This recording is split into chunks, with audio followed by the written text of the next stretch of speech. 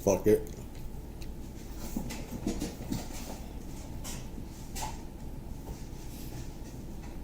Alright. Well, I get this started. Boom. Boom.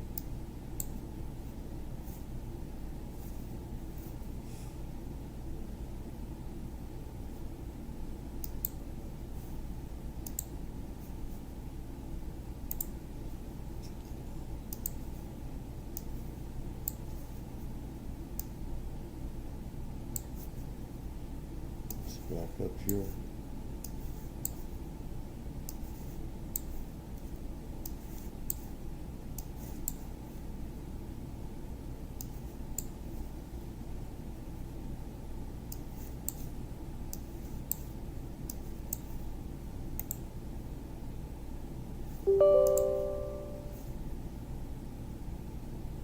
No, I don't want that to change. You dumbass, get the fuck off my screen. I try to get this corrected here. Holy shit.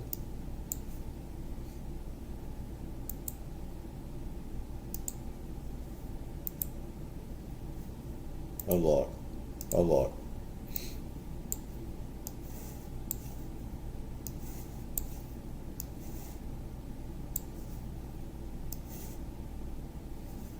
Thank you. There we go. There we go. Lock. Alright.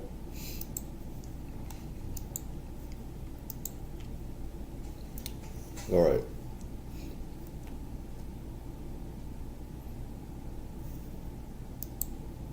There in the I gotta say, disclaimer. Copyright because out lot of BS from YouTube or this and that. Or this is from Gaia. This is a Vietnam vet here. U.S. veteran, recovered, crashed. UFOs, Vietnam. Countered ETs, stuff like that. I've had a lot of stories, heard a lot of stories of UFOs attacking U.S. soldiers in Vietnam. This stuff happened in Korea as well. I heard it happened maybe both sides. And so I wanted to do this as well. I know that I haven't heard this story yet, but I want to hear it. But let's get into this here. shrubbery coming out of it are little gray entities. Let's start again. shrubbery coming. Go all the way There down. in the shrubbery coming out of it are little gray entities about 4 foot tall. As they came towards me, I'm looking at them and thought, what's going on here? But, you know, I didn't say anything. But till the day I die, I'll remember what the little entity said to me. And the way he said it, it was like, Clifford, what are you doing here? You are not supposed to be here. At that time, I got my M16, pulled it up. You normally don't carry your weapon on full automatic. I put it on full automatic and I started to fire, and I yelled out, That's not the VC, smartest thing to VC. do. No reason for us to believe that, and I have no idea why I was yelling that. And that was to alert the other troops. I don't know. I wonder if he felt some psychic evil from them or what, because that's a pretty dumb-ass thing to do unless you feel evil from those creatures or something. Now, some of the grays that I've seen or whatever, very scared of those that I have very evil thing from them. And some are peaceful and stuff like that. Dr. Greer is full of BS. He's him saying that all ETs are peaceful. That's not true. We were no longer alone, that there were a number of little guys there, I'll put it that way. Well, everyone else started to shoot, but our bullets was having no effect. You should see where the bullets would bounce off of them or where they were going through them. All we saw was the flash from our weapons. This was daylight. We couldn't tell what was going on. Were other people witnessing these little beings? Oh yeah, every soldier there was witnessing. How many beings were there? There were about 15 or 20. And, you know, Holy shit. normally you wouldn't think there'd be that many. And for whatever reason, they followed us all the way back to that little stream. We got across it, then they stopped. Did you just exhaust your firepower and nothing happened and Why said, did you shoot what are at we them going to in do the now? They're first still place, looking though? at us. Oh, absolutely. And We didn't know what was going to happen, but, you know, What'd the maybe we'd commander have to walk say? back. Wasn't saying anything. He was with us going back. Later on, he was asking me, do you have any idea what happened there? I don't have a clue. And once again, I don't have a clue, Colonel, because that's what I was called him. But when we got back across there, he said, okay, look, we need to have somebody go back and make sure that everything's all clear, that we're not going to run into hell any no. surprises back there. So I need a volunteer. You're the commander. You go And there. I went ahead, no one volunteered. You and big I got chief. to the You point go where there. I felt I had to know what was going on back there. So without saying anything, I got my M16 and I got my bandolier of ammunition and I crossed back over the little stream. Then the guy I always called the colonel, he says, Stoney, where are you going? I said, you said you needed to know what's going on over there. He says, yeah, but I did not want you to volunteer and I don't want you to go back. I says, Colonel, Why? look, I did not know what we were really coming here for. I didn't know we'd run into anything like this. But I got to know what's going on back there. Something Yeah. I got to know, was it Yes. these guys that brought this down? And if it is these guys that brought it down, then we have problems. I says, but I got to know, and I got to find out. So I started to go back. And one by one, each of the other soldiers grabbed their M16, their bandolier, and started following me. And the colonel then last, but he would have come anyhow if it was just me. He went ahead, came on back, and he crossed over with me. And with us, should I say. We went on back, there was nothing there. There was some people who talk about this story say there were big gaping wounds on the, no. There was wounds that was consistent with shrapnel from the missile, that hit it. And it was obvious that some died instantaneously. So we went ahead, we took the bodies out of the plane. And when we took the bodies out of the plane, we went ahead and put them on blankets on the ground because we didn't have any stretchers. And we called They in didn't for have the no fucking helicopters to come pick weapons. them up. They picked them up. Yeah. Right behind the, and these were medical helicopters that picked them up. But they picked them. This is the thing. In Vietnam, that was a very fucking bloody war. That was the worst of the worst. Everywhere you stepped, there was traps, and they had, you know, like 8-foot holes or whatever, and they'd have spikes, you know, and stuff like that. It was the worst war we've ever had besides the Civil War and everything. So if I encounter something, if I in combat, I don't understand what the fuck's going on. I'm not briefed from command about alien creatures. Let me tell you though, they weren't. I've heard this before. I've heard this when I was a kid. I heard about this stuff when I was a kid. It just came back to me, just flooded to me. And the thing is, they weren't artery. They're just gray, right? And the thing is, if you don't know what it is, sometimes you better shoot than just get killed. I see that side. I do, because that was a terrible war. Very bloody, the worst of the worst of what happened. And I think that's what happened. They just got, you know, gun happy, not gun happy, but they just went crazy. Just they didn't want, they were scared. And you see, some of these creatures are scary looking, and some are evil, some are good. And it scares the shit out of you if you see them, so you're just going to, hey, this is scary. Boom, boom, boom, boom, boom. And Eric's going to fire at the same time because he's shot. You shoot, they're going to shoot. They're going to shoot you. This is combat. This is what combat warfare is.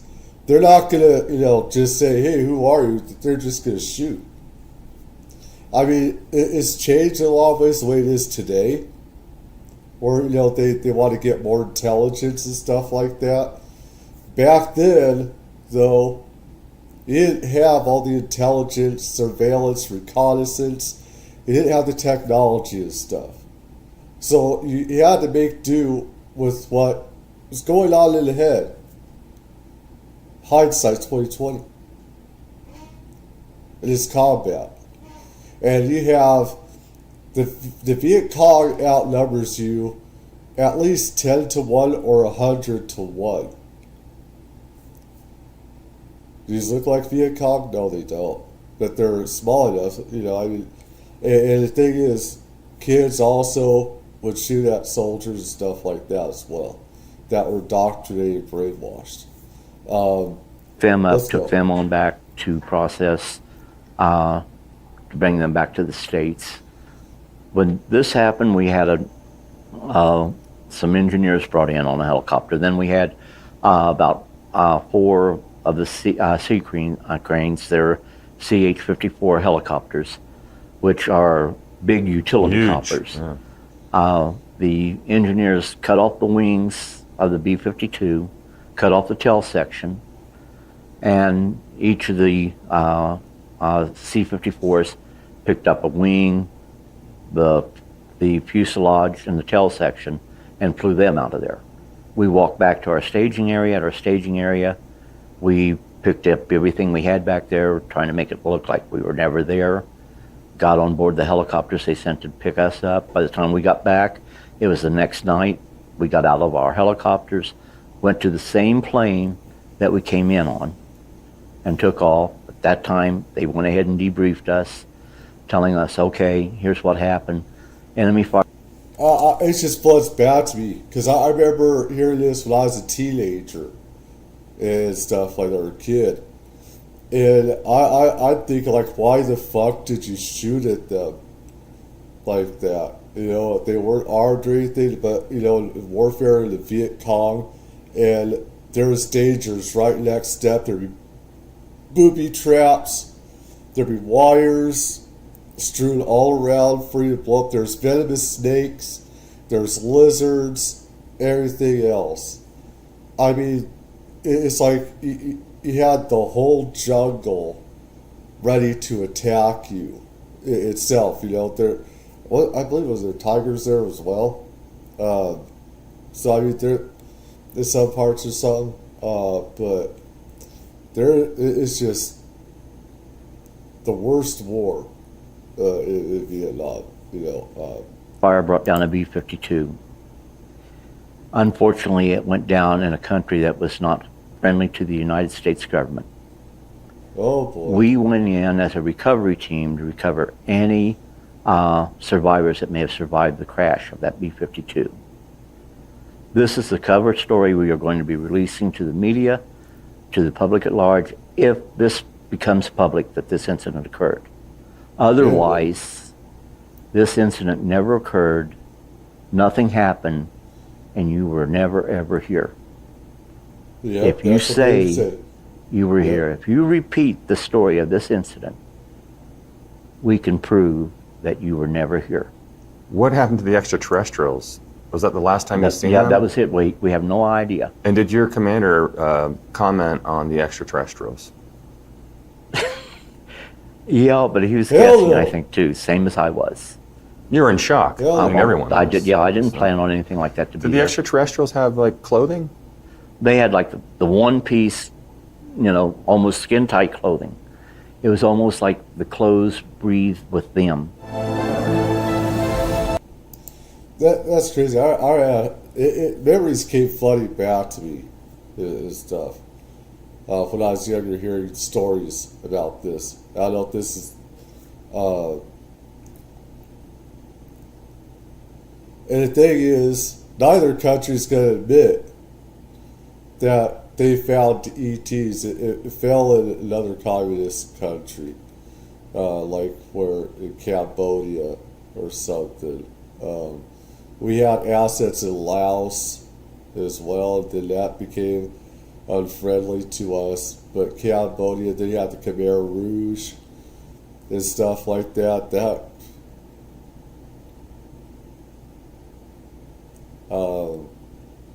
Southeast Asia, a lot of shit. And they're never gonna, you know, I mean, say, hey, we found your ETs and stuff like that. They're gonna go, fuck, we're not gonna have anything to do with this. If anything, we'll store it. We'll store these beings or whatever. But that's not something you'd brag about having from the enemy, because they're just gonna make you out to be a joke. And I've heard some people be threatened, you know, killed if they said anything. So let me see here. I want to go back. I don't know if I can have that without copyright, but The lights hovered on the port and starboard sides, around This is from 300 Lab yards away 360. and 100 feet above the water. Reporting to headquarters yielded no information. the thing is, this is for news purposes. I'm here to put out the truth. This is about what happened on Time. They fired at the lights. It had no effect, and PCF-12 retreated at full speed as the lights pursued them. This chase lasted the whole night. Second engine man, Jim Sveths, claimed he got a good look at the craft. He described them as having a rounded front, like an observation helicopter, and what looked like two crewmen sitting side by side. Were the aliens taking sides and assisting the Vietnamese soldiers in their war against the US? How else can you explain such hostility from those UFOs? And how advanced were these alien crafts that the bullets from the soldiers' fully automatic rifles never even caused them a scratch? Did they have some kind of force field protecting them? The second time the US military encountered these UFOs also resulted in a heated confrontation. Number 2. UFOs seen in South China Sea. At roughly the same time, another strange incident occurred in the South China Sea. The HMAS Hobart was patrolling near Tiger Island. It reported sighting up to 30 unidentified slow-moving lights hovering in the night sky. This I At started with, first, Billy. they thought the lights were Russian helicopters. A closer They were inspection Starlink revealed this back was then. not the case. Jets were ordered to pursue and fire on the lights. In the ensuing chase, friendly fire caused a few casualties. In the chaos, the Hobart was also struck by an unknown missile moving at very high speeds. A complete search of the area was conducted the next morning. No wreckage from the mysterious craft could be found. These two incidents were seemingly linked by the mysterious lights. For months afterward, those lights were sighted on occasion. They mainly traveled along the demilitarized zone between North and South Vietnam. The lights skirted around the area, wandering back There's and never forth over the line. demilitarized zone. They were often spotted on the radar, but no one could figure out what they were. They were also prone to just disappearing into thin air. Jets that scrambled to intercept the objects would arrive to find nothing there. The origin of I don't feel comfortable using his channel. There's only 23 people watching there. It isn't right. It's disrespectful. I don't know how he got the copyright to air it, but somehow he did. And it's important for everybody to know what happened The in origin Vietnam there. But he's trying to get his own channel going and stuff like that. I don't want to do that. Infringe on what he's trying to do. This for people. I want everybody to know what's happening.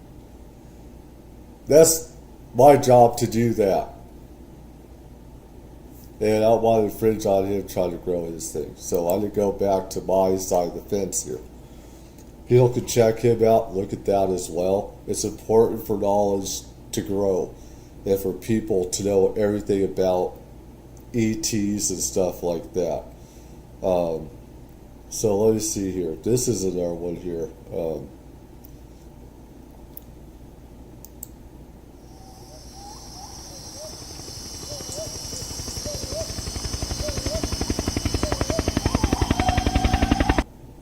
This is shout out wartime stories. Soldiers in Vietnam reported seeing lizards that walk like men. I've heard a lot of different types of beings in Vietnam, Southeast Asia, including China and Mongolia, the Himalayas as well. Give them a shout out, give them a like and stuff. I'm doing this for transformative purposes and news purposes.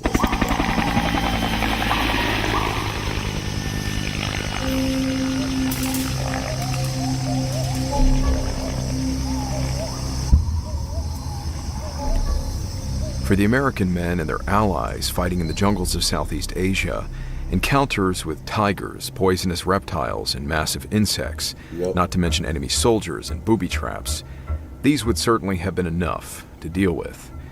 But alongside these more conventional threats, soldiers returning from the jungles of Vietnam appear to have encountered something else. Strange creatures which defy rational explanation. The devil creatures of Quang Binh.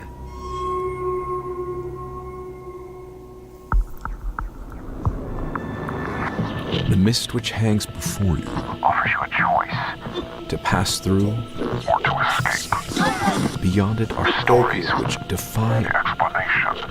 Yes, you're trying to scare us. I see. I see you're trying to scare us. Thank you, Mr. John. It is a void of both reality and impossibility. Of both fact and superstition. You alone are left to discern what to believe as you pass through what we call the fog of war.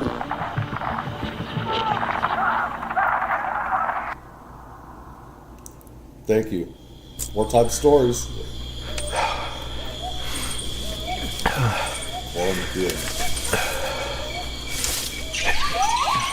I don't want to. Damn monkeys. What are you screaming about now? I want to get to the story here. I have not seen this before. Get down, get down. It was sometime in the evening. A platoon-sized element of American soldiers had been inserted by helicopter into enemy territory north of the DMZ to conduct several days of search and destroy operations against the North Vietnamese army. I like to have actual soldiers talk about this stuff. Seems like somebody else just making up stories. Let me see if there's anybody else that talks about this. My granddad was CPT in North Vietnam Army, North Vietnamese Army.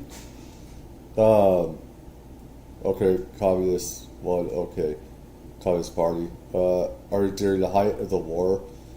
When I was a kid, he told me countless stories of paranormal, supernatural stuff going on. I heard that here all the time. Jungle and even more peaceful towns rarely saw combat. To this day, some of which still scare the shit out of me. Sadly, he passed in 2020. I came back to home due to pandemic. I would trade stories and rest in peace. Let me see. I'm American in my 40s. My parents' jungles of Laos. They're located as uncles of serpent.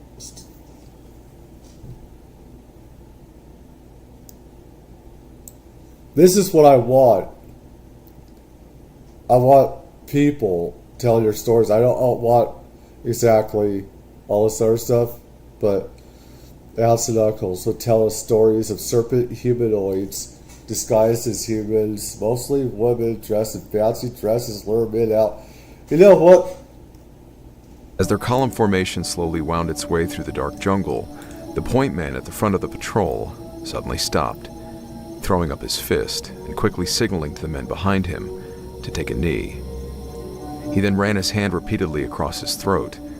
Possible enemy soldiers. That's what I didn't want, but saying. That's on me. Looking back towards the movement he had spotted, the men tried to make out anything that would identify the unknown threat. What appeared to be a group of 4 men walking in single file through the jungle. I want to hear more besides that. Let me see. Stories of India. Let me see. These creatures called Nagas. Their realm is called Crest or Naga. Singular origins mean snake. They are dimensional mythical creatures. In Iraq, scopes NODs. They only can be seen with the naked eye. They're darker darkness and endless night. They weren't threatening, and we just lost Soldier Frisk, so always attributed as him. Last guard shift with me.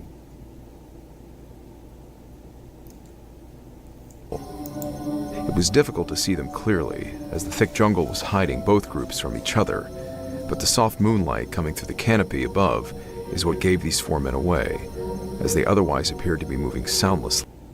Yeah, I want like real testimony from soldiers. If anybody wants to watch this, tell me. But I want real soldiers' testimony. I don't want stories and everything. Let me see if there's anything else here.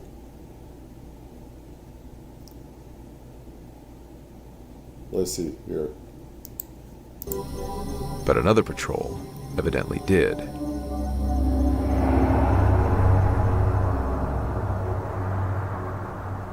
So Might be helmets were in fact the tops of these men's heads, as if they were all bald, with the moonlight through the canopy reflecting the hairless outlines of their skulls.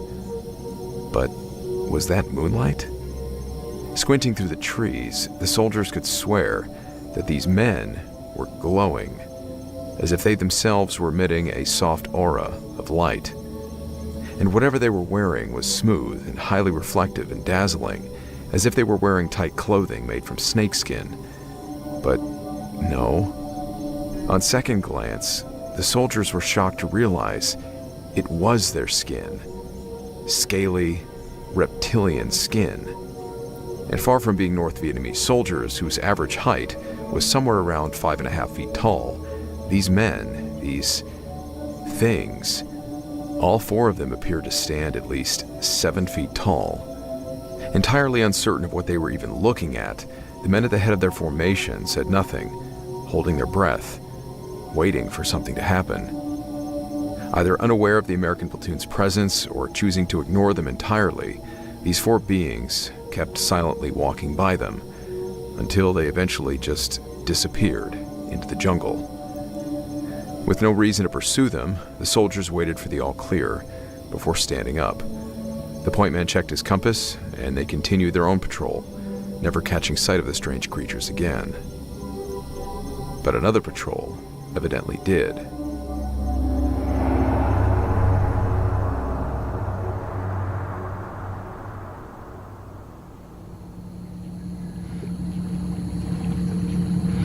Hey, Mac, go ahead and shut her off. Williams. Yes, sir. Sun will be up soon. Go ahead and cut the engines. We'll drift with the current for a while. Yeah, I'm not even got it. gonna bother because let me see. I want to hear testimony. I want to hear soldiers' testimony. I tried it.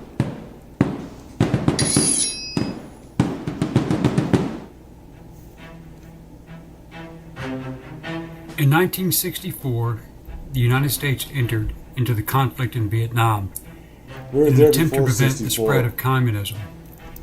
That's Foreign wrong. policy, That's wrong. We were there right after World War II.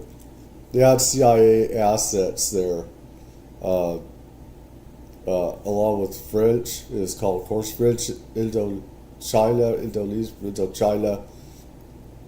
They had Vietnam, part of colonial times and stuff like that.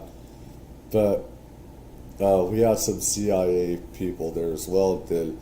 When the French left, when they were overthrown, when they were kicked out, we took over. economic interests, national fears, and geopolitical strategies were also major factors for the invasion of Vietnam. During the war, Colonizers. U.S. and Communist Viet Cong and North Vietnamese Army forces stalked each other in the jungle. But they were not alone. Something was stalking them. What mysterious creature was witnessed by both sides and feared by the locals? Are these accounts credible? What similarities are there between this creature and other legends around the world? Hello, I'm Colin Heaton, former soldier, Marine Corps Scout Sniper, history professor, historian, and book author. And we've answered these questions and other issues on this segment of Forgotten History. Shout out to Forgotten History. This is where it is. I'm doing this for transformative purposes to get the truth out about, different creatures that have been seen. They've been there forever. These, Sasquatch, Bigfoot creatures. Whether it's ETs that are in these jungles, spirits, or otherwise. All the paranormal is connected. And you have ETs that also created Bigfoot and Sasquatch creatures. They created them. They made them. In some of these places where there is a lot of ETs, where there's a lot of, Bigfoot, Yetis, Sasquatch, whatever you call it, Furmen, whatever. There's UFO sightings go hand in hand. And there's a lot of different things I could do on that stuff. As long as man has had language, there have been stories, oral histories of time, and of primate-like humanoids from every country on every continent. While North America has Bigfoot, or the Sasquatch, the Himalayan regions of India, Nepal, and Tibet have the Yeti, also known as the Abominable Snowman. Australia has the Yowie, and there is a similar creature in Southeast Asia. In the Kon province of Vietnam, as well as Laos, Thailand, and Cambodia, there are many reports from locals and U.S. troops of a human-like ape hybrid creature the locals called Ngoi Rong, or the forest people. In Cambodia, The mysterious creatures are called tek-tek. It is said to live in the far northern parts of the national park. Frightening and bizarre creatures to behold with a healthy appetite for humans. All the reports from these respective countries and witnesses all follow a similar theme, where the creature appears to be bipedal and covered in grayish-red hair. Reports are that hideous roars are often heard at night, as hungry tek-teks start biting their own flesh, or perhaps feeding upon unfortunate people. One story is that the tek-tek could imitate human voices and then lure humans into being killed by calling out to people in the area. This story is very similar to the legend of the Rakshasa in India, a shape-shifting, human-like demon I've heard that. that can appear as anyone a person would trust to bring it close enough to kill and devour the person. All you need is a siren, a beautiful woman to lure out. You know why they make these, right? If there's a bad man, or if there's a cheating man or something, they do this. They make up these stories so a man will be good and faithful and stuff like that. Or a woman will also make it up as well. Those thousands of years or whatever, or hundreds or even thousands of years, they craft these stories so people will be good. They get bad. They create these stories that, hey, these if you go to certain areas, a woman will lure you if you're bad or naughty, and you go bye-bye. I forgot what her name is. I forgot. Or the yen in China, like Australia's yowie. The orange pendek in Indonesia. The vrikolaka, or a type of werewolf in Finland. All creatures steeped in myth and folklore. That actually looks like a real picture. I think that's a real picture of creatures that have been seen in the U.S., Alaska, or whatever, different parts of the world. And people have gotten these creatures on camera a lot in the past few years. Sometimes science can explain those mysteries, but not always. Similar stories were told for centuries about the wild men of Borneo, until science identified the orangutan as being the culprit. Could this creature just be a new species as yet uncategorized? The discovery of the mountain gorilla in Africa, which Europeans had heard of and believed was simply folklore, took place in the Virunga Mountains, and it was discovered on October 17, 1902 by German explorer Robert von Beringen. Even more recently was the Batang Toru in Sumatra, a species of orangutan rediscovered in 1997. One eyewitness in the late 1960s, claiming to have seen the beast known as the Mountain Man, was Army Sergeant Gary Linderer, who is the publisher of Behind the Lines, a magazine that specializes in the history of U.S. military special operations. Linderer served in Vietnam with the long-range reconnaissance patrols of the 101st Airborne Division, and was once on a 6-man patrol with the unit in Vietnam. While moving through the thick jungle, he claimed to have looked into deep-set eyes on a prominent brow, 5 feet tall with long muscular arms. He stated that the creature walked upright with broad shoulders and a heavy torso. The others with him said that what he saw was a rock ape, but being familiar with the species, he was certain that this was not a rock ape. Another report came from Army Sergeant Thomas Jenkins, who reported that his platoon was attacked by these apes throwing stones at them. Even the Viet Cong and the NVA soldiers reported sightings of the reddish-brown, hair-covered Ngoi Rung on a scale that forced the Communist Party's secretariat to order scientists to investigate. Many accounts exist of these reddish hair-covered primates, standing between 4 to 6 feet tall, living in the jungle. Some soldiers on both sides claimed to have killed a few of these creatures. In 1969, naturalist John McKinnon, who was well known for his discoveries of previously unknown mammal and exotic bird species in Asia, as well as in Vietnam, discovered similar odd footprints in Borneo's jungles, which the locals call Batatut or Ujit. In 1974, one such investigator, Dr. Vo Ki, a naturalist, ornithologist, and environmental researcher from Hanoi, discovered a suspected Ngoi Rung footprint on the forest floor and made a plaster cast of it. The cast was wider than a human foot and too large to belong to any species of ape. While much of the evidence surrounding the existence of these apes is not scientifically proven, falling more into folklore, McKinnon believed that there was a strong possibility that a previously unknown ape species did in fact exist. The account of Ngoy Rung meeting American GIs in Vietnam was first published in Craig P.J. Jorgensen's Very Crazy GI, Strange but True Stories of the Vietnam War. Today these stories still exist, but many locals believed that the population of these creatures has been greatly reduced due to conflict and massive deforestation. Do they exist? Or are they just fictional creations or mythologies? Perhaps one way we will know, one way or the other. We hope you enjoyed this segment of Forgotten History. Please click like and subscribe for free. And Yeah, I wanted to.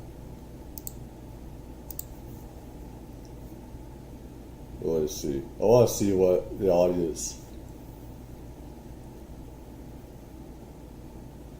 Let's see here.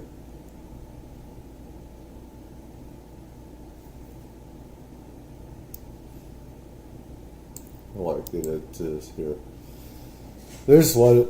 So my wife and I were up in the Pacific Northwest. Drove up from San Francisco for a camping trip. Mount Rainier. There's a lot of UFO activity there. It was clear, though an occasional chilly mist rolled in at times. I woke up before daybreak. The second morning to the sound of something rustling outside our camp. Grabbing my flashlight, I walked outside our tent. My wife was asleep. So I caught a repulsive, pungent odor. Yeah, that's rotting, stuff like that. I again heard rustling, as if it were closing in on me. I struck my flashlight, quickly scanning as much as my surroundings I could. Then the rustling turned to obvious footsteps. The thin light beam caught the dark, hairy, immense creature standing there. It was then I realized my mother-in-law had somehow followed us to the... Holy crap! Sasquatch confirmed, everybody. Oh my god! Holy fuck! Oh my god! I thought it would turn into a joke. I thought it would. Let me see. It says Ross, 1967. How long is this list? Come on. Alright. As a two-tour Vietnam veteran, the only time I saw anything close to these called rock ape was when I was the border last Vietnam. I still say it was nothing but an oversized orangutans.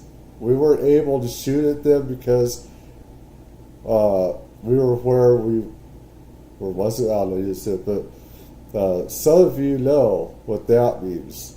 Let's see, we weren't able to shoot because they were where they weren't supposed to be. Okay. So, yes, I do. Yeah. This is 1967. Yeah. I had heard some stories of rock apes, but never gave much thought. Until that day when we saw three of us were being hit medium-sized rocks and anything else these creatures could throw. I remember it was very hilly area and some rock cliffs there. As I said, they looked more like reddish or orange colored orangutans, about 18 inches taller, and walked on their back legs from what we could see. After 15-20 minutes, they moved on and figured we weren't any danger to them. I saw nothing that resembled the descriptions some have given. Then again, we had an encounter with the same creatures close to Cambodia. I knew they were the same because that was my job to observe and report what I had seen. Other than that, I have spent a long time in the mountains of Appalachia Mountains for I lived 3 years. I never saw anything that I could really honestly ID as Bigfoot. I did hear a lot what I call as log to tree thumping, yeah, and some loud screams from deep within the mountains. Most ID with a wildcat or panther, which will make your skin crawl at the sound until you get used to it. They love circling the campsite during 8 p.m. meals. We can see glowing eyes, but never full size of it. I hope I don't bore you with these stories, but thanks for reading. Have a nice day. Let me see.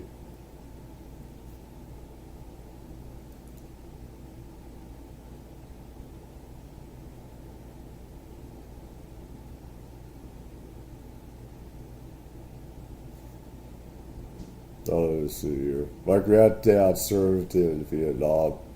I was 3 when he passed from cancer. Much too young to remember him, unfortunately.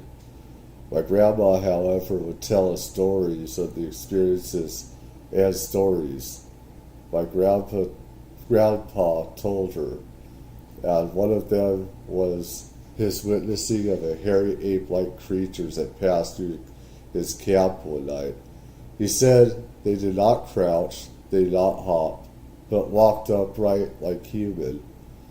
His fellow soldiers were with him and saw the same thing. So this was not isolated sighting by only one person. Very strange, very credible. I always wondered, what about those stories my grandma passed on to us, and watching this video revived this memory.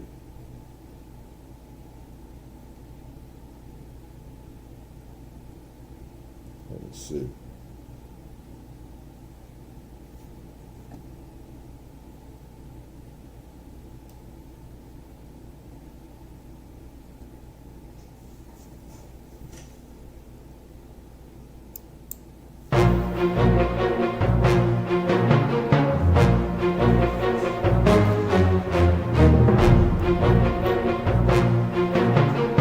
Bigfoot or big frog? That is the question. A few months ago, I made a video about tiger attacks on US servicemen during the Vietnam War. Many veterans subsequently contacted me to ask me to investigate a far bigger mystery, the rock apes of Vietnam. During the Vietnam War, US troops constantly reported encounters with large primates in the mountainous, jungle-covered Central Highlands. The creature was described as about 6 foot tall, twice the size of the largest monkeys and apes of the region, a bipedal, ground-dwelling primate covered in brown or reddish-brown hair like an orangutan. The trouble is, there are no orangutans in Vietnam. These encounters, sometimes violent, have been derided and ridiculed over the past 50 years, and few serious attempts have been made to look into these stories, aside from some rather... This is something right here. With Bigfoot creatures and stuff like that, you'll see this bent down. Also, it could be traps as well that the VC would make as well, and have like, you know, spikes at the end or whatever as well, so you could argue that as well. But if you go around in the mountains, you know, certain mountain areas, like Sierras or whatever, or, you know, Appalachia, or different areas that have Bigfoot type of activity going on, you'll see they'll bend stuff down. That's to mark their territory and everything.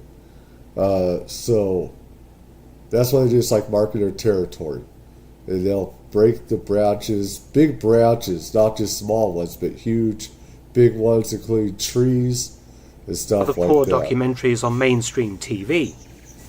In order to establish whether the veterans' stories could be credible, it is necessary to dig further into Vietnam's past. If an unknown species of primate exists in the remote regions of Vietnam, it would have been reported before the Americans arrived in the country in the early 1960s. And digging around in the available literature reveals a surprising fact. Ape-like wild men have been reported in Vietnam all the way back to the early 19th century, when the region came under French control as Indochina and was progressively explored by missionaries and adventurers. In fact, I have discovered that the first reference to what came to be called rock apes dates from 1820. The focus of these encounters is the Central Highlands region, a long chain of hills and mountains in the central and southern part of the country. Before the arrival of US forces in country, the Central Highlands had barely been explored by Westerners. The fierce hill tribes managed to keep the French and the Vietnamese at bay. But the few Frenchmen who did penetrate the region reported that something humanoid was living in the jungles, something unknown to science. One of the first stories of rock apes emerged from French ship's captain El Rey in 1820. This is just the western part of people, Europeans, when they first heard of it. This has been for thousands of years, though, where tribal people have talked about this, exchanged stories, so this is nothing really new. Actually. He described a story told to him by a French Jesuit missionary who claimed to have encountered, quote, a race of men with tails, unquote, in Vietnam. The hill tribes called them Moi, meaning wild men or savages. 10 years later, in 1830, Father François Isidore Jacquelin, another missionary, wrote down similar stories concerning the highlands of Cambodia, but dismissed them as, quote, a ridiculous fable, unquote. But the stories persisted. In 1895, Paul de Enjoy, a respected anthropologist, published an article about his adventures in Indochina, in which he claimed to have discovered a population of wild men with tails in Vietnam's Central Highlands. He said he had been journeying from Bien Hoa north towards Cambodia, and his party had even briefly captured a specimen. D'Enjoy's alleged discovery made the front page of the New York Journal, but it was widely ridiculed all over the world. But the notion of a missing link primate living in Indochina remained popular, and one of D'Enjoy's most powerful supporters was future French World War I Prime Minister Georges Clemenceau. In 1912, a book was published in Paris by Henri Maitre, a renowned explorer in Southeast Asia. During his explorations in the Central Highlands, he recounted, quote, the natives of these areas shelter a peculiar and legendary beast. I refer to the wild man. It is not the first time that I have heard their curious legend of nomadic human creatures living in mountainous forests and having a tail like a monkey, unquote. Maitre made the observation that the animal was almost unknown on the plateau regions, which are covered with grass and scrub, but were feared in the deep, dark forests of the mountain ranges. Maitre described the animal as less than 5 feet tall, with a thick coat of reddish hair, and interestingly, this description was identical among several different peoples in different parts of Vietnam. Maitre himself was killed by hill tribesmen in 1914. Further encounters were reported by French officials in the 1920s, and in 1947 French officer Jules Arroy reported during a march with a contingent of indigenous troops encountering what was described as an homme sauvage in the mountain forest, an animal he said was, quote, neither human nor monkey, unquote. Arroy's indigenous sergeant told him that the creature was well known to the Highland peoples, who never hunted or ate them. Arroy added in an article he wrote for the Association of Combatants of the French Union that his native soldiers reacted strangely. Quote, the simple fact of having encountered it filled all of the men of the column with joy, unquote. Almost as soon as US soldiers began to enter the Central Highlands in the 1960s, stories began to emerge of an ape-like creature in the forests. There are many stories, too many to recount here, but it is worth mentioning that it was the first time in history that large numbers of humans had entered these remote areas. Dong Den Mountain lies some 5 miles from the coastal city of Da Nang, an important US base during the Vietnam War. The mountain rises 2,900 feet above sea level and is jungle covered. In 1966, the 3rd Marines had erected a divisional outpost and landing zone atop the mountain, as well as a radio relay station. Incredibly, the Marines manning the station reported a series of attacks not by Viet Cong guerrillas, but by unidentified animals. These animals threw rocks into the base compound, injuring some of the Marines. Shout out to Mark Felton Productions covering this. Leave a like and everything. Just for news purposes and everything else. Keep away copyright, people. This happened on multiple occasions. I just The reported. Marines christened them rock apes, and the name has stuck. The series of encounters were jokingly referred to as the Battle of Dong Den, and the location renamed Monkey Mountain. Okay. Rock throwing has been observed in both wild and captive chimpanzees.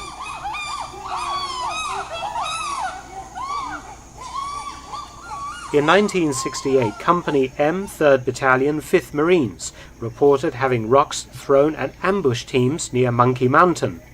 In 1969, a patrol from Company D, 1st Battalion, 502nd Infantry Regiment, resting and having lunch on Nyo Mo Tan Ridge, 10 miles south of Hue City, reported an encounter with 8 rock apes that came walking along the trail into their position. Initially mistaking the brown coloration for North Vietnamese Army uniforms, the Americans opened fire.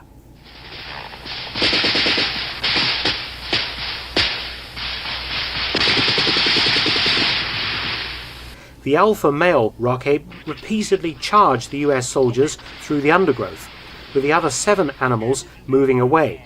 Typical behavior noted, for example, in gorillas, where the silverback will charge an intruder, buying time for the rest of the group to flee to safety.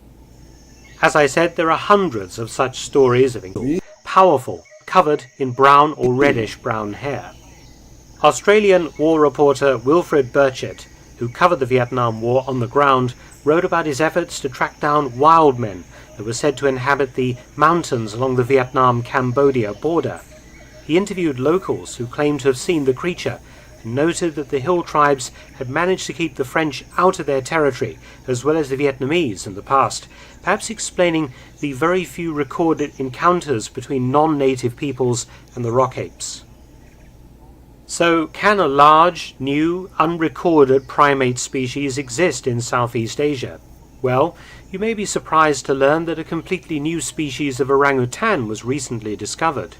Isolated ape populations do exist in the region. In 1939, it was reported that orangutans had been sighted in the Bantong Toro area of South Tanuki in Sumatra in Indonesia. The orangutan is native to Borneo and Sumatra, but its existence in the Tapanuli region was only confirmed in 1997 and was recognized as a separate species in 2017.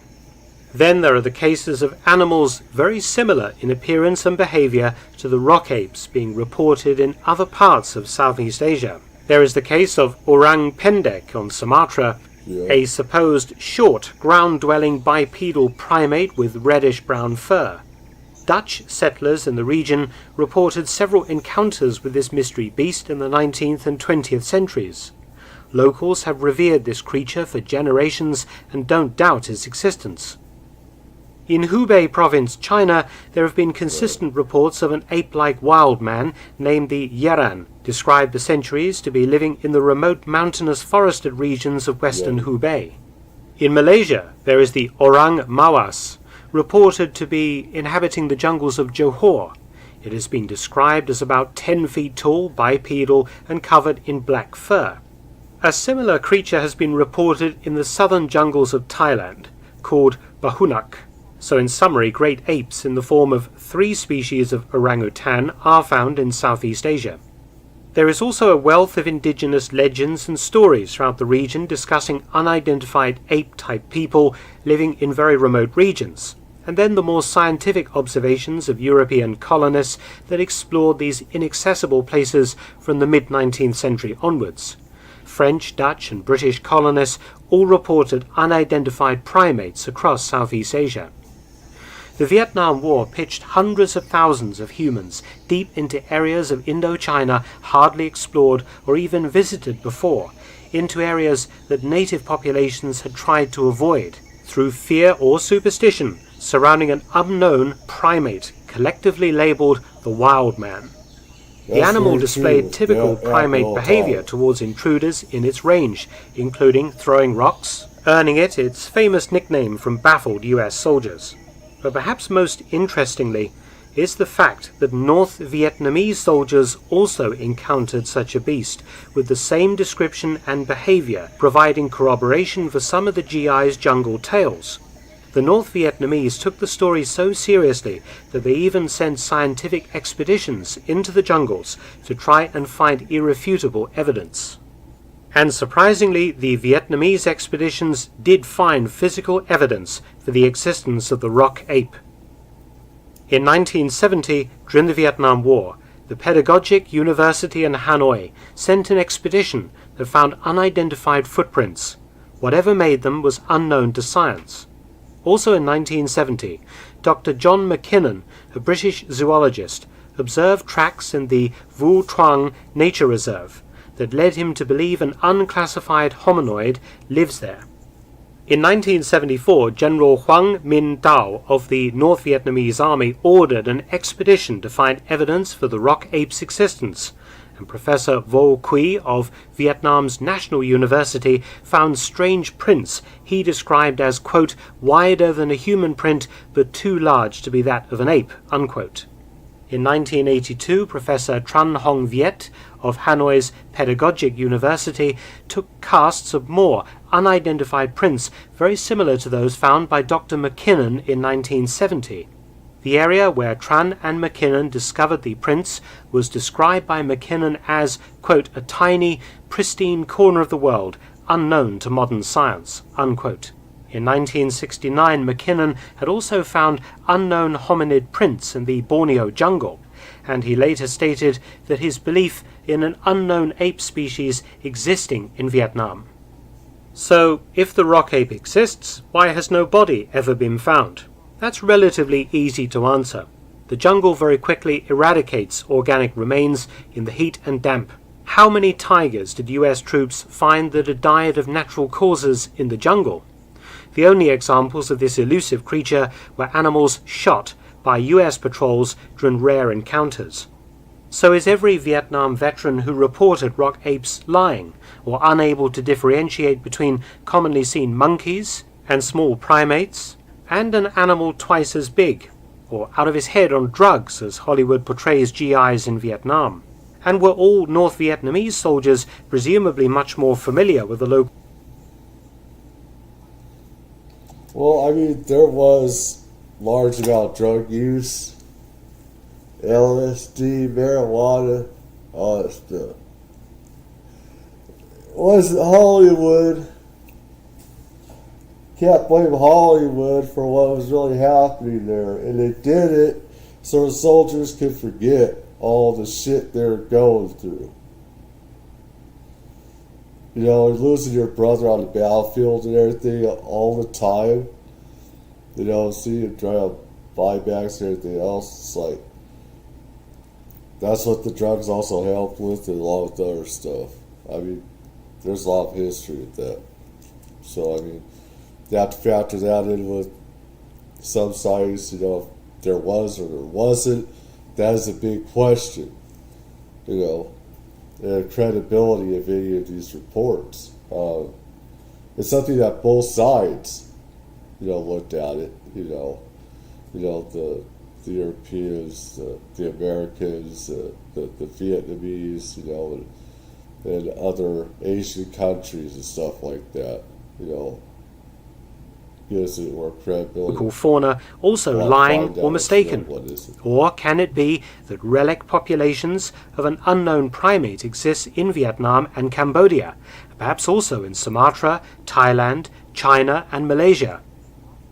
A surprising discovery made in a cave on Flores Island in Indonesia in October 2004 provides concrete evidence for the existence of small, hairy, ape-like hominids in the region. Homo floresiensis was still alive only 12,000 years ago, so existed alongside humans. 12,000 years ago is very recent in evolutionary terms, fueling speculation that the rock apes of Vietnam may be Homo floresiensis or a close relative, a relic population that survived in the jungle wilderness of the Central Highlands. I'm prepared to keep an open mind on this subject, and I look forward to reading veterans' experiences in the comments section below. And don't forget to watch my video on Vietnam War tiger attacks. What a beautiful tiger. Just as long as you don't want to kill me and you have me for food. Let me see. Let me see.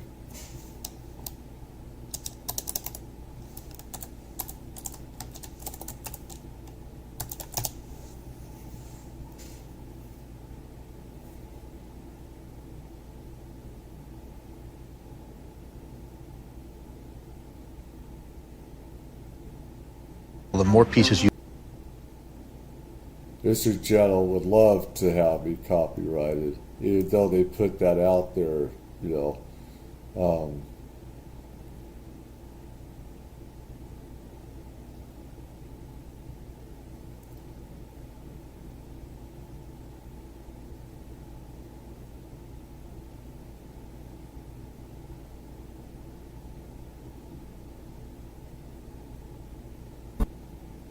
That's a short one. I want short.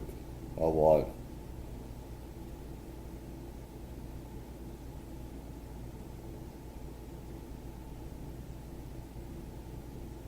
When someone says the word aliens, what comes to your mind? Humanoid-like figures with large heads, huge black eyes and slender bodies. This in addition to the highly advanced flying saucers aka UFOs they travel in at speeds incomparable to any current aircraft built by man. And off late, aliens and UFO sightings are on the rise, which makes us think that 2024 might be the year of contact with aliens.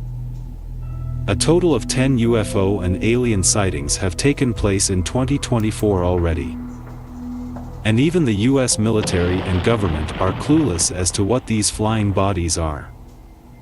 But today, we will be talking about the 3 instances. Hold on, I did get Dr. Pepper and take some migraine pills. Hold on a second. Hold on.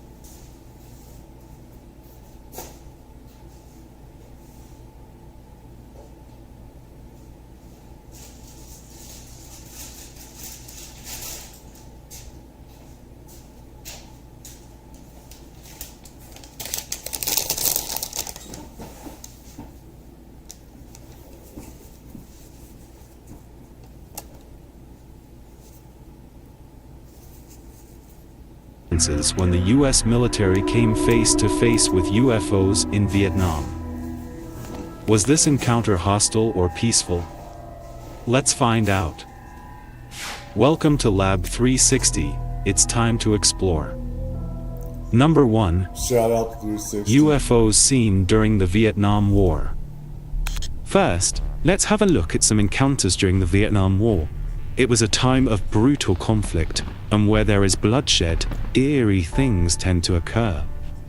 One incident occurred on June 15, 1968. A patrol boat, known as PCF-12, What I want to do is show different segments from different places, because there's a history of UFOs being seen throughout history of conflicts. whether, they're seen it during also World War II in Korea as well, and attacking troops and stuff like that. So I want to get this information out there. Shout out to them. I'll just try to get this stuff out and everything. I have my own experiences with UFOs and everything. Counted a hostile UFO. At so 12:30 a.m., PCF-12 received a frantic distress call from another patrol boat in the vicinity. PCF-19 claimed they were under attack by unidentified lights. They believed these were enemy helicopters. It was an odd report, since their North Vietnamese enemies were not known to use combat helicopters at the time. As PCF-12 closed in on their position, they spotted two bright circular lights in the sky. These lights had a strange glow and were hovering over PCF-19. As they approached, one of the strange lights flashed. PCF-19 exploded in a cascade of water and flying debris. The two lights then rapidly fled toward the sea. PCF-12 scouted the area and recovered two wounded men. The men claimed that those lights had been trailing them for miles along the river. When they tried firing on the lights, they were obliterated. Officials suspected a missile attack from shore at first, but later investigations revealed no enemy coastal batteries or missile platforms. If people on the History Channel, there is reports of where we fired a missile at one or two UFOs, and the very next night they threw it back, that very same missile back at us. And this happened, and it damaged our warship. He was there, Australia was the UK. Forgot which was on there, the History Channel. So this isn't the exact full story. There are different stories that you have to piece together, and this will all add up. But this is, some of these attacks are from missiles from our side or UK or whatever, or is Australia. It is Australia, not the UK. It would have been Australia, because we worked together with the Australians during Vietnam and stuff. The UK would not. They didn't do any of that. So it's Australia. The attacking lights were labeled as unknown objects. After this rescue, PCF-12 continued patrolling the river. Soon they were approached by the two lights again. The lights hovered on the port and starboard sides, around 300 yards away and 100 feet above the water. Reporting to headquarters yielded no information. PCF-12 called headquarters to try and get an idea of what they were dealing with. They were told no aircraft were in the area at the time. They fired at the lights, it had no effect, and PCF-12 retreated at full speed as the lights pursued them. This chase lasted the whole night. Second engine man, Jim Sveths, claimed he got a good look at the craft. He described them as having a rounded front, like an observation helicopter, and what looked like two crewmen sitting side by side. Were the aliens taking sides and assisting the Vietnamese soldiers in their war against the US?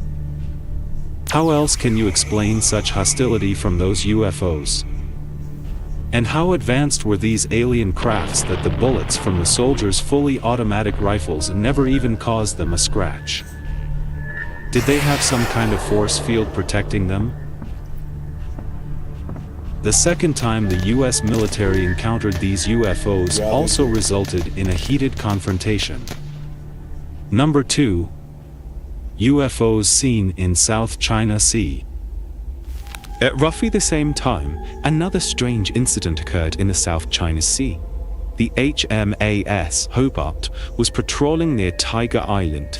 It reported sighting up to 30 unidentified slow-moving lights hovering in the night sky. At first, they thought the lights were Russian helicopters. A closer inspection revealed this was not the case. Jets were ordered to pursue and fire on the lights. In the ensuing chase, friendly fire caused a few casualties. In the chaos, the Hobart was also struck by an unknown missile moving at very high speeds. A complete search of the area was conducted the next morning. No wreckage from the mysterious craft could be found. These two incidents were seemingly linked. disappearing lights have also been seen in Texas. Yeah, Perhaps we'll never know the real here answer. it is. In modern times, similar disappearing lights have also been seen in Texas, New York, and also the infamous Area 51. Are these just probes sent for routine reconnaissance missions? And if so, Yeah, it's crazy. People that you just go around that place can see UFOs and record them sometimes. You don't have to invade Area 51 to see stuff. why are these around it aliens all the monitoring time. densely populated cities and military bases? Is this a sign of an imminent alien attack? Number 3. No. UFOs exploding in the sky. More recently, there were also reports of a UFO exploding in the Vietnamese skies. In 2008, an object exploded in mid-air over a southern Vietnamese island. According to the Vietnam News Agency, residents of Phu Quoc Island found shards of gray metal on their island. One of these shards was 1.5 meters, 1.5 yards long.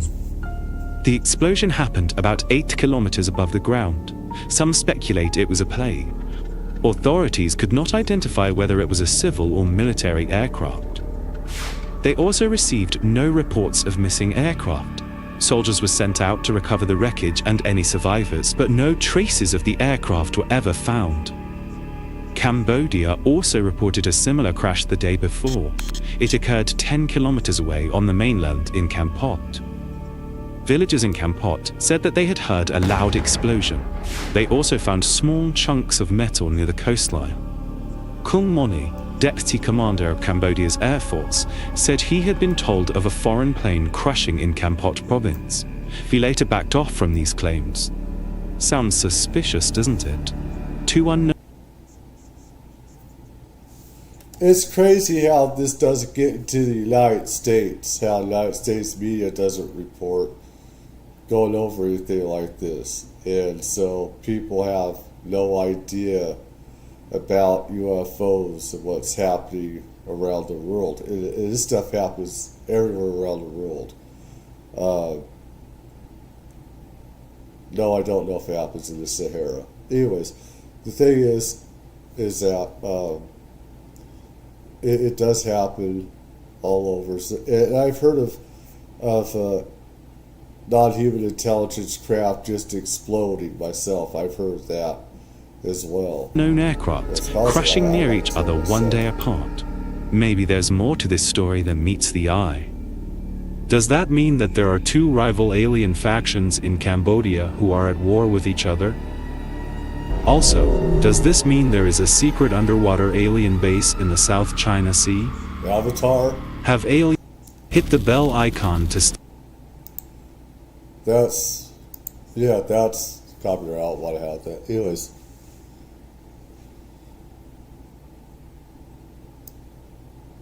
Okay, the following interview is part of the USMC Vietnam Tankers Association History Project, and the interview is being conducted at the VTA reunion in St. Louis, Missouri on September 24th, 2017. The interviewees are members of the Vietnam Tankers Association. And this is also, Vietnam Tankers. Give them a like here. This for news purposes, transformative, or and the purpose of the History Project and the interviews is to capture the experiences of our Vietnam veterans and make them available for future generations. Harry Shasso, I was in Vietnam from December 67 to September 69, 3rd Tanks, Alpha Company, and 3rd Battalion. My name is Roger Unlin. I served in Vietnam from 67 to 69. I was with Alpha Company. I was with 1-3 at Con Tien. That was your tank number, Alpha 1-3. Yeah, I was on 1-3. Yeah, I was with Bert. Yeah, Alpha 1-3, and I served up at Con Tien with this Lieutenant James Cohen, and I was with him until he rotated out, but I got to do the luxurious stay of about 9 months at Con 10, so long time. Yeah, there's a lot of stuff that was buried with Vietnam, Korea, and stuff like that. I mean, today we have a lot of whistleblowers and everything. Back then, you'd have your life threatened, your livelihood, and say that you belong in a mental institution. So it's a lot different. I mean, you still have to worry about that today of your own life. There are people that are still afraid, very much afraid to come out. Worried about they could be killed. I've heard, Jake Barber, whistleblower, he had threats, and other people did as well. You have to know the right people before you whistleblow. You have to know a good inspector general, IG, to go to, because some might try and bury you. You have to know the right people. You have to know the right legal team.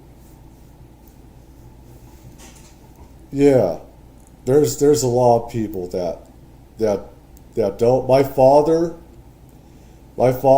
and most other people, they're old school, and they believed in everything, keeping things secret. But for some people like me and people that know other people, it's like you're in an exclusive club. When I went to college, at AV College, around Palmdale, Plat 42, and we had family involved in secret installations, we'd talk about classified stuff all the time, about stuff that we knew, because we had family that worked at these places and everything, and we just wanted a place where we could talk, and there were other people. We weren't like giving secrets out to the enemy.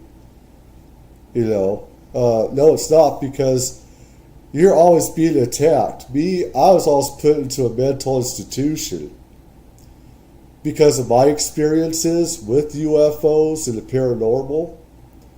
And it's crazy how some of us have family that work at these installations, and we have experiences ourselves. UFO experiences. I had my first UFO experience around 8 or 10, something like that. And it's like I always knew. I always knew that there was something else out there. And I had stupid religious people in a church say there are demons in me, Satan was controlling me, all this other stuff, and it does something to you. And I almost committed suicide because of that, and everything. And it does something to people. And I was told not to talk about my experiences. Other people in the military, people on the inside, they know they get made fun of, and say they belong in a mental institution and stuff like that. It's the reason why they don't come out. It's because of that, or their life. Online they could be killed. There have been a lot of people that have been killed to keep stuff a secret. I haven't seen all this. This is my first time watching it. So, I'm interested to see what they have to say. And I want to go through history, put all these stories together. Yeah, I don't like... The thing is, I respect religion as long as they respect me, all right? But I don't like religion how... The thing is, UFOs, I've had near-death experiences. Right? So, I know there's like a god, deities, stuff like that and everything. but all the religions are wrong. All of them are wrong. And it's like, it's kind of pretty hard. It's like, God doesn't care about religion, and stuff like that. Anybody can go to heaven. Anybody can. Anybody can be forgiven. You don't have to be in a religion. And so many people go to these religions to be holier than thou and be taught they are more special than others. Everybody's just as special as anybody else. And so, I mean, everybody's on an even keel in life. No religion is better than the other. And the thing with UFOs and ETs, the stuff getting out, is that it would totally destroy these religions. Because we'd all be enlightened. We're all a part of each other. And how ET sees us as just one race, and that's the human race. And I see too much how racism is. And so, and the thing is, we need to get over that BS and stuff, and I hate that. Because we're all one race and everything. And I hate how, religions are just about killing the other faction, hating the other faction. And that's not how it is in the afterlife. I've been there. It's not. I just want them destroyed, pretty much, because there's too much hate, I believe in. Yeah, and it gets on my nerves, and you see that. And say, if you don't believe in us, we are the only way. Our God is the only way to the afterlife. And that's bullshit. It's not. It is not like that in the afterlife. Anybody can go there. You don't have to be in any religion. You don't actually even need God to go to heaven. You don't. It's how you treat others in this life, whether you go there. Heaven is a state of mind. Heaven is, what place is heaven to you? Do you want to be with your loved ones? And stuff like that. And there's different dimensions. There isn't just a heaven or hell. There isn't. There are different dimensions out there. And in these stupid religious books that say there's only heaven or hell, that's BS. They do that to create fear and to control you. Yeah, they do that to control you, these religions. And it's all BS, and I hate that. And it's like, you don't need the Bible. There's good stuff in different Bibles, or Quran, the Torah, or whatever. There's some good stuff in there, but there's a lot of bad stuff in there that I don't like in them. And the hate and the hypocrisy, and in religions and in churches I've been to, people judge you all the time more than people on the streets do. Yeah, and it's like, if me and you are talking to people on the streets or whatever, they're going to look at themselves and say, well, I shouldn't be judging either so much because, I do bad stuff too. But this is my experience as well. I've been to different churches. They like to judge people. So many do.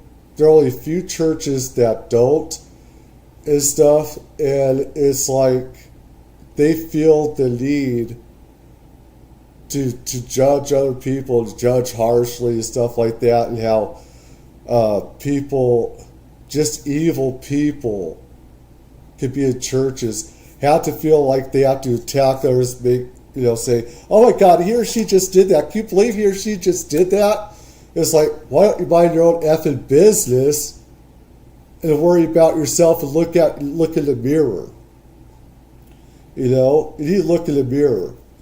And there is some stuff, in the Bible, the Christian one, it says, don't judge others without looking yourself in the eye, this splinter in your eye. And I believe it's Proverbs, all right? And it has in different religious books as well about some stuff. And people need to always, I have my own problems. I have a lot of my own problems. I'm far from perfect in everything. But it's like, you have, government, you have religions that are trying to keep this stuff a secret because it would destroy, the main religions. You talk about Buddhism, Taoism, that stuff is more correct with how we have inner spirituality and we have Qi and Chi and stuff like that. Yeah, there is a lot of hypocrisy, with the, Catholicism, Christianity, you got Jews, you got Islam, and how people will, it's like with Islam, how people just kill each other, kill you if you say something against their book or something like that in different countries. And I so want that stuff destroyed. I want, people to be enlightened. These religions are false. They're totally false. And we're supposed to, with ETs, good ETs, there's good and bad ETs. There are. And how we have, chances of telepathy, we have psychic abilities, and I've been able to heal people sometimes, but on my channel, there's some stuff that people are not going to like.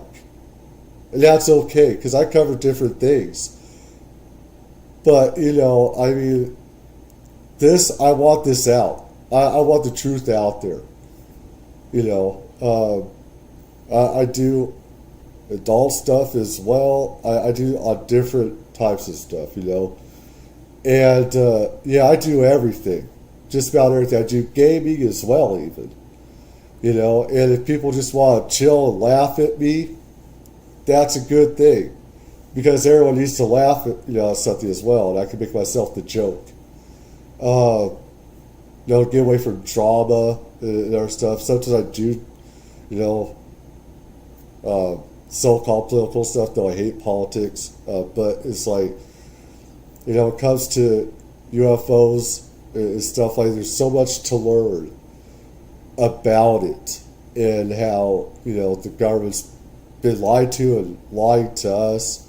And it's really a global effort and everything. And how the government, a lot of the government would be probably out of jobs, maybe, we don't need technology either. We don't need phones. We don't need these phones. If we have telepathy and psychic abilities, and I've been able to use some psychic abilities sometimes with, some ways that I've known. I can remote view in sometimes, and I can see how they're doing things on the other side of the computer. And everybody has psychic abilities. You have to just learn to use them. So my biggest problem is with government, with psionics, using it for evil purposes. I do not like that. And that is the most evil, disgusting thing that's happening. That the CIA, FBI has done over decades. Is finding people and utilizing ESP, psychic psionics for evil purposes. And it is. And everybody has these abilities. Everybody can learn how to use it. And it's crazy how this is where some people don't like me to talk about, but I've done, OnlyFans stuff, and I've known some adult entertainers, and sometimes I've talked to them about this stuff, about telepathic abilities, psychic stuff, and all these other things, right? And sometimes how I've talked to them, how I can see, what they're doing, not in a sick way. Don't go there. Don't go there. Don't even go there. I can see if they're having a bad day. I can feel their emotions a lot. And I'm also like an empath where I can feel other people's emotions a lot of times. So it's a big experience with me in some of these people in the adult industry as well that I've talked to, because they're very open. That I've talked to, they're open to it, whereas other people are not. And they know that there's a lot of, the government has been hiding stuff. They know this and everything. So it's like, I come here also to do it and get the stuff out for other people. And I want to do all these collections and everything and get it out. It can sometimes be hard to find the right stuff on here from YouTube. I know some stuff was taken out from X, Twitter, Google, Yahoo. Some stuff is censored, taken out. Like I said, there's going to be stuff that people are not going to like me to talk about, and there's going to be stuff that there is. It's like, I can't make everyone happy, but that's me, and everything.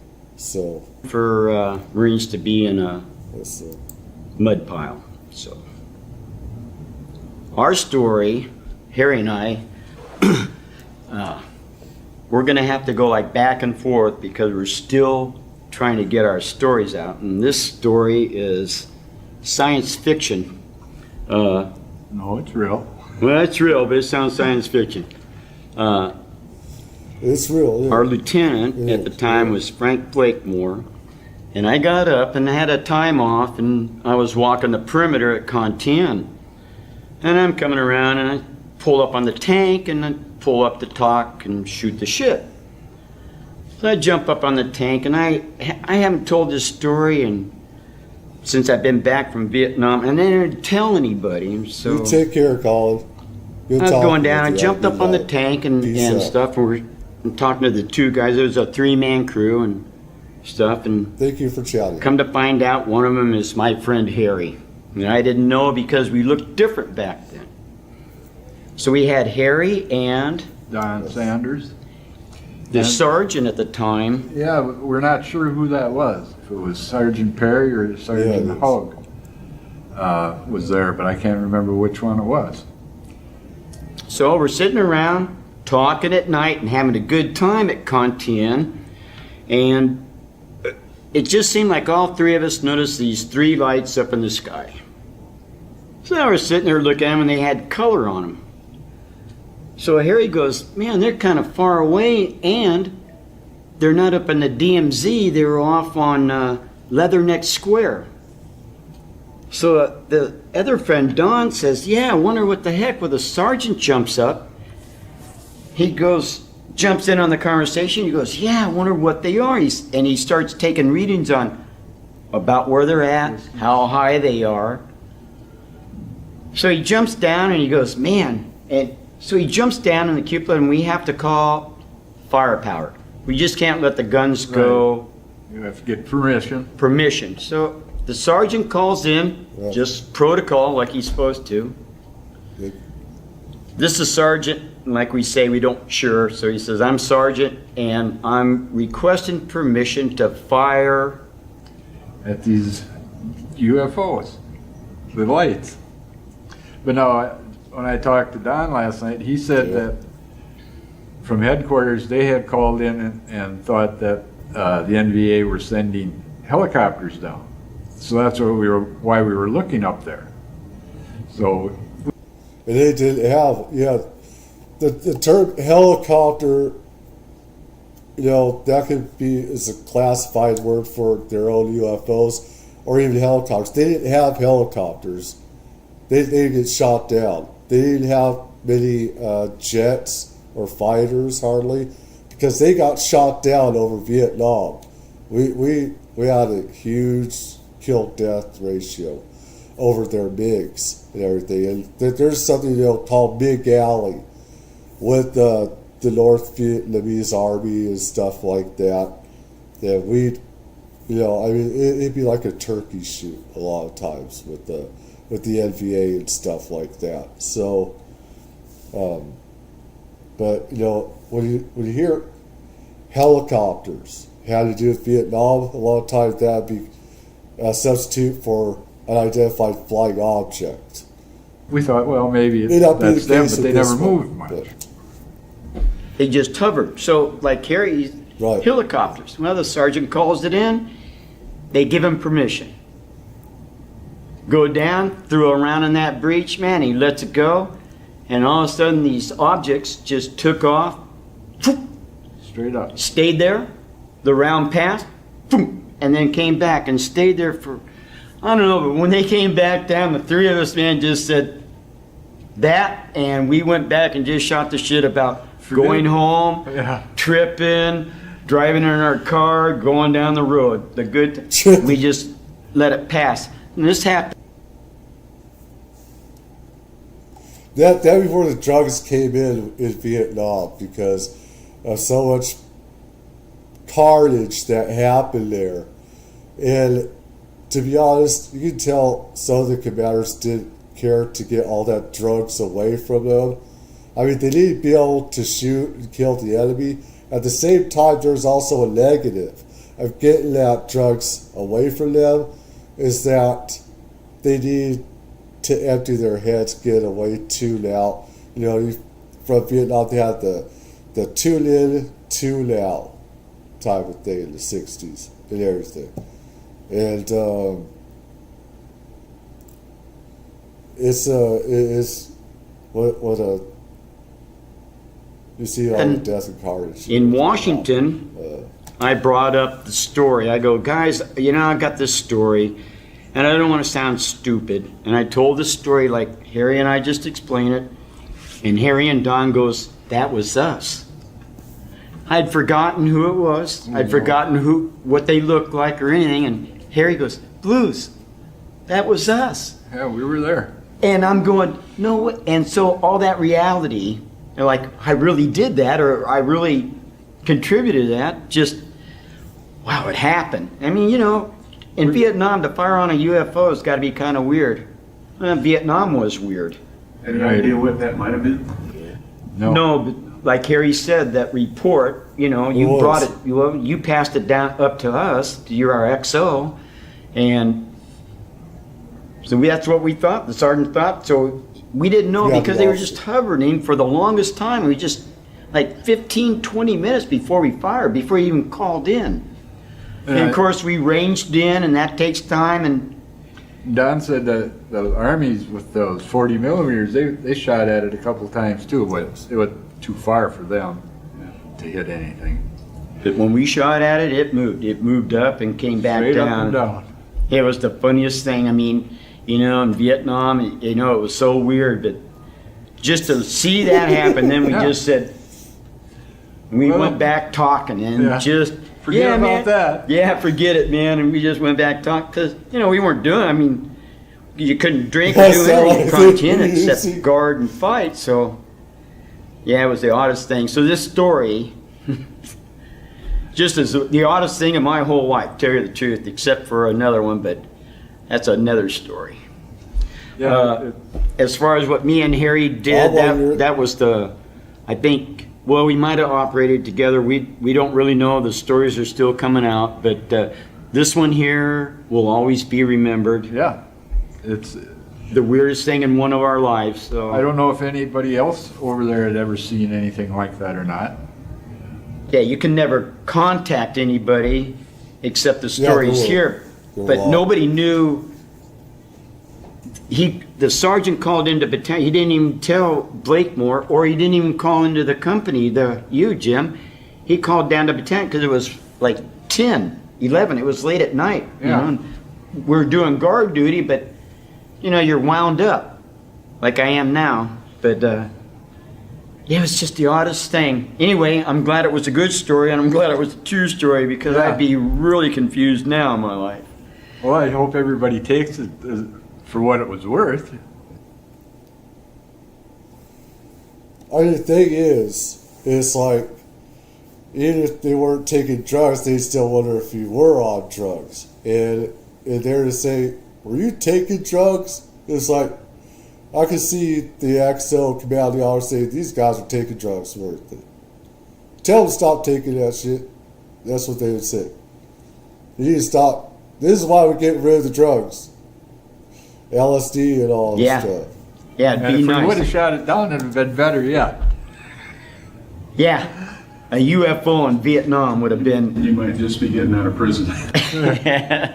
Could be. Yeah. Other than that, Harry and I, you know, we rotate in and out. And so, you know, we'd hook up and then not hook up. And that's just the way Vietnam was. But that's the one story, Harry and Don and this sergeant, whoever he was. We don't even know if he's alive. And, you know, we would love to find the guy and bring him in, but bring him in just to verify, or, you know, talk about it, because he's the one that called it in. So. Anyway, the interview and everything was good.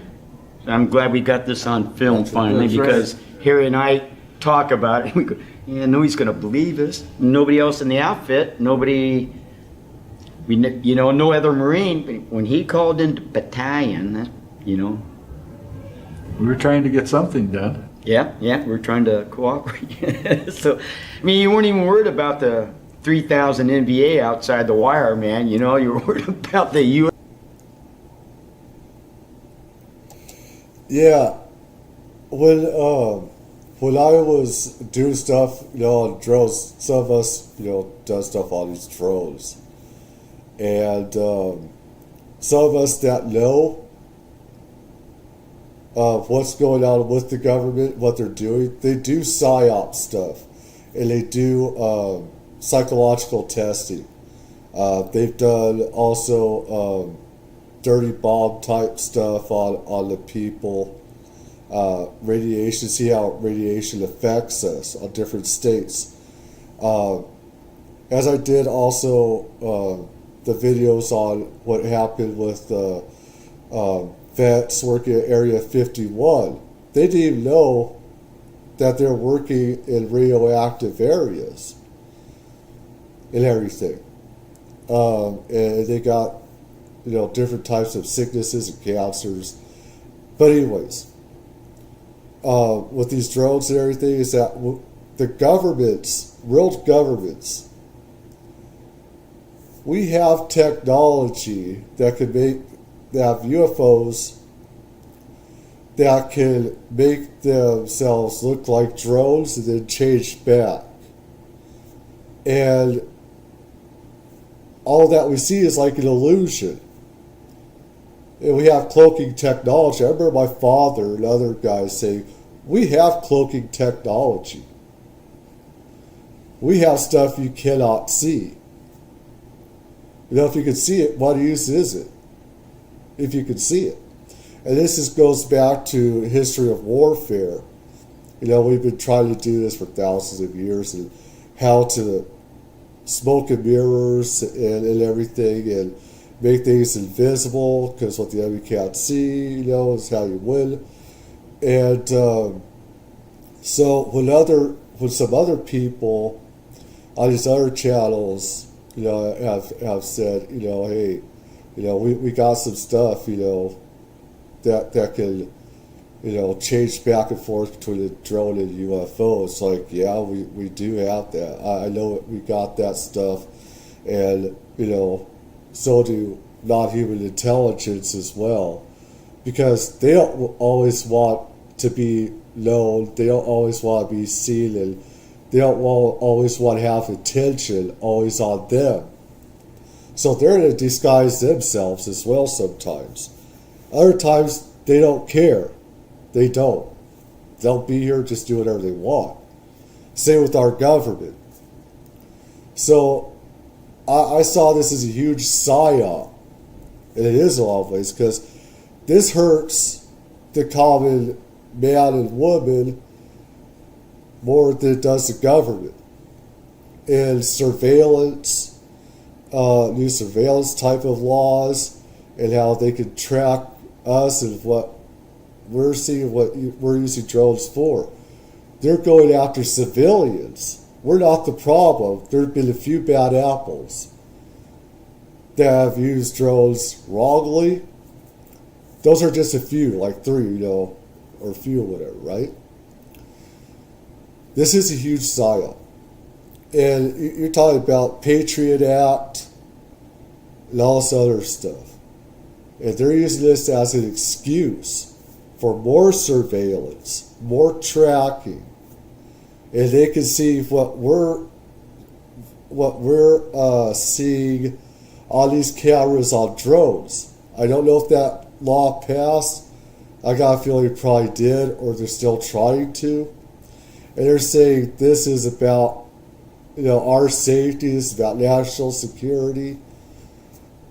As I had last night on the live stream about Ben Rich, that worked at Lockheed Martin Skunk Works, where my dad and other people I know worked at.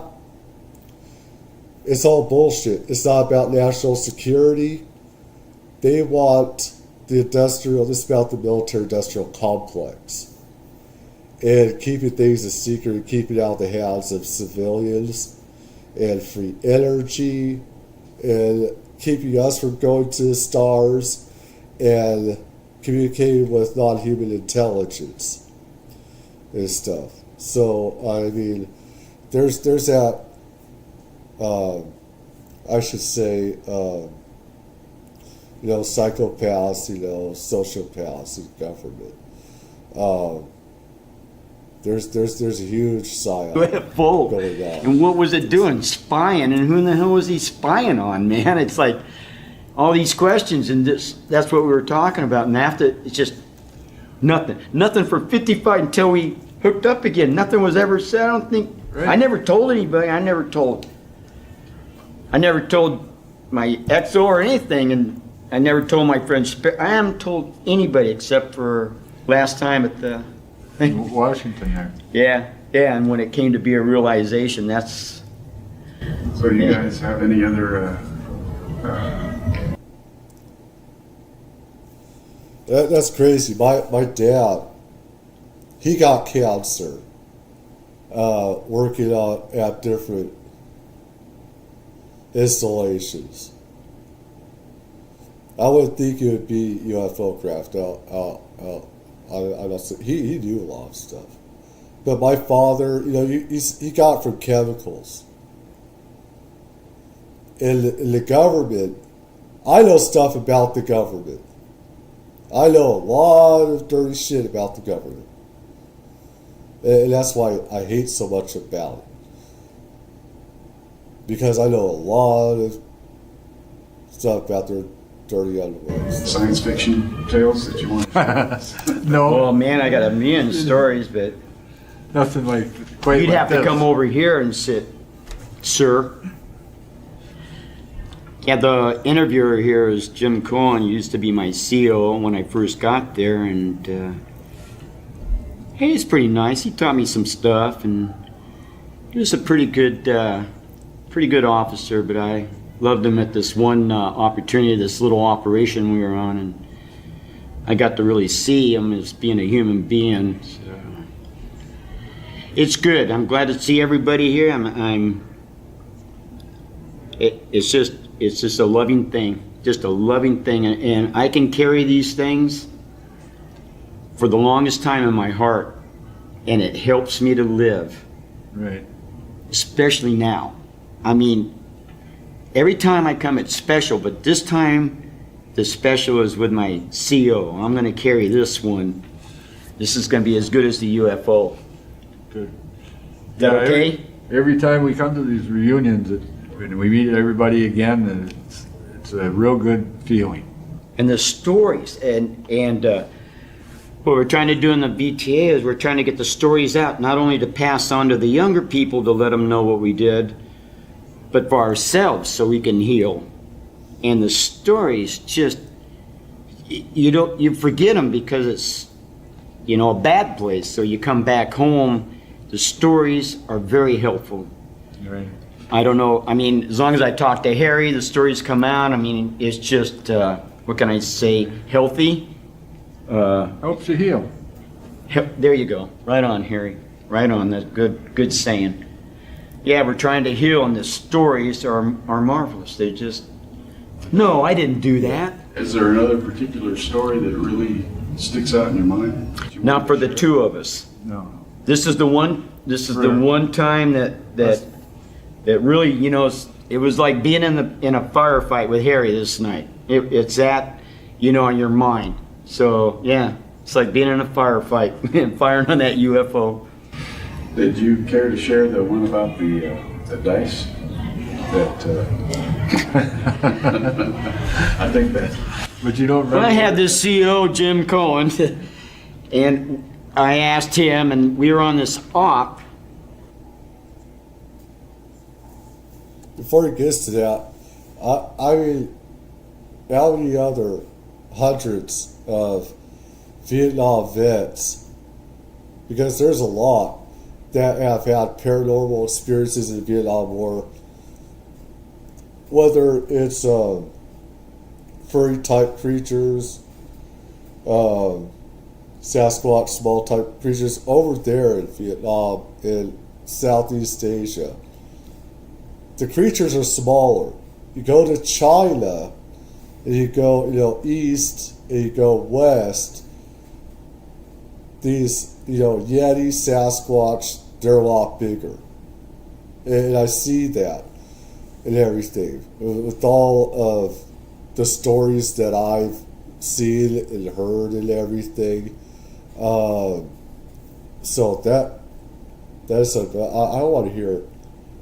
There's a lot of stories, and I hope more come out before they die, because all these guys are dying and stuff like that. Now, I want to hear all these stories, and I want it out there. I want everything out there. I don't want their sacrifices to be in vain. I want their stories to be heard. And we had and everything. We had the whole platoon. Yeah, we come out. I don't know, and Jim's not really sure, but anyway, I'm going around in a compound, and I hear all this noise, and I go in this tent, and this tent isn't green. This tent is white. So I go inside the tent, and there's all these guys, and there's a crap game. So I'm looking around, and there's my tank commander, Bert Tavel. There's Virgil Melton, and there's this kid that we was with, Ed Myers. Ed Myers passed away, bless his soul. But anyway, Ed was throwing the dice. He had made 12 straight passes. So I'm looking around the room, and here's my CO, just as hot as everybody else. There's no way he can do it. He made 12 straight passes. I threw down my payroll, my next month pay. And here's my CO throwing his combat piece way here. Bert's throwing his down. There's this water, and Jim was acting just like a human, not like the CO. He was acting like a human. And he got this group like for 10 minutes all riled up because he was throwing these dang dice. You can't do 13 straight passes, and he does. And I never saw the look on all of us. We walked out of that tent. I lost. Because you can't buy anything in Vietnam except candles. And we needed candles to live up at Con Tien, so. Yeah. But it was a good thing. It was just funny to see my CEO being just like us. Sorry. He can't do 13. He can't do 13. And we're throwing down our money, man. I mean, man, fist over fist. There's no way, man. I got caught up in it really bad. I put my signature on my monthly check. So when the paymaster came up to con 10 to pay that month, I just turned around and I says, just give it to him. And sitting there walking away with more money. So that's, you know, you got a lot of stories. But these are the two. This one here with my CO and stuff was really good because it seems like we might have gotten together a little bit more. So yeah, that was good, and getting this out with the UFO is even better. So yeah, that helps. Yeah.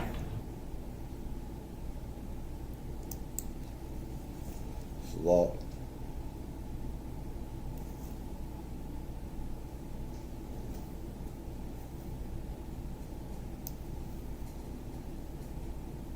Sighting north of Charlie 4, which is Charlie's enemy by mouth, Bend Ohio River, first Amtrak's Corvette, 1968.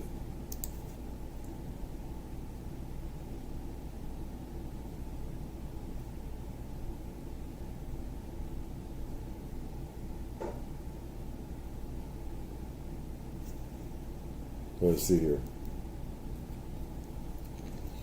So this guy's grandfather,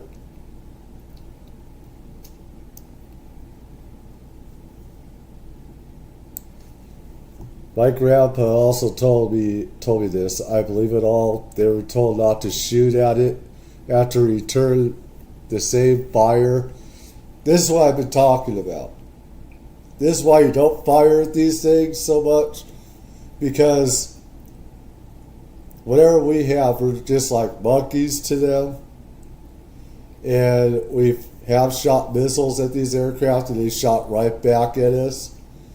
I would like to put that story out here, but the History Channel has a way of striking and everything like that. And I think everybody should be able to watch it. The History Channel is a big company. They have tens of millions of dollars, hundreds of millions of dollars. I don't know why they'd be worried about me. But I want the truth out there about those instances and golf, Tom Ken, stuff like that. But let's see, Grandpa told me this, I believe it all. They're talking fire at it. They returned the same fire they were shooting out, the same bullets. That's a common story. Yeah, I do revive a little Cheech and Chong a little bit. That's cool.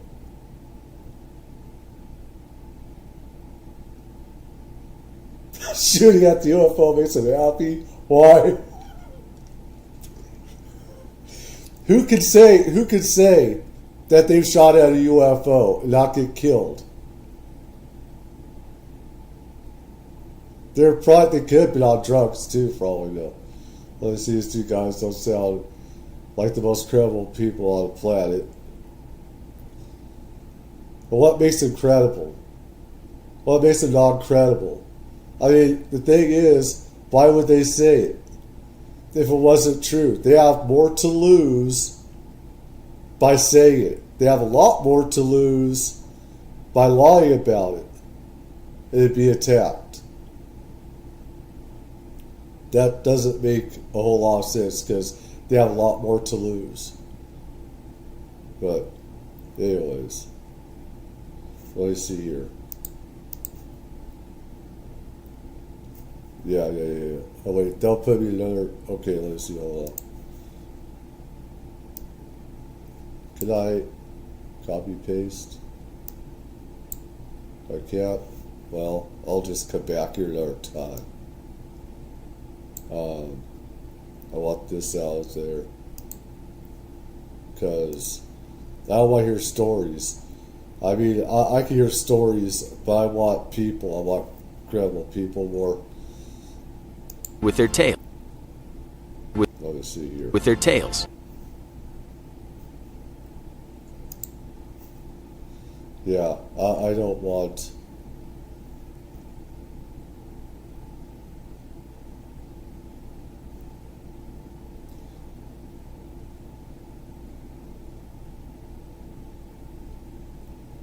And the thing is, YouTube isn't giving you the full results. They're giving you different results. They're not giving me what I want, is the problem. That was 2 years ago. That was, yeah, those.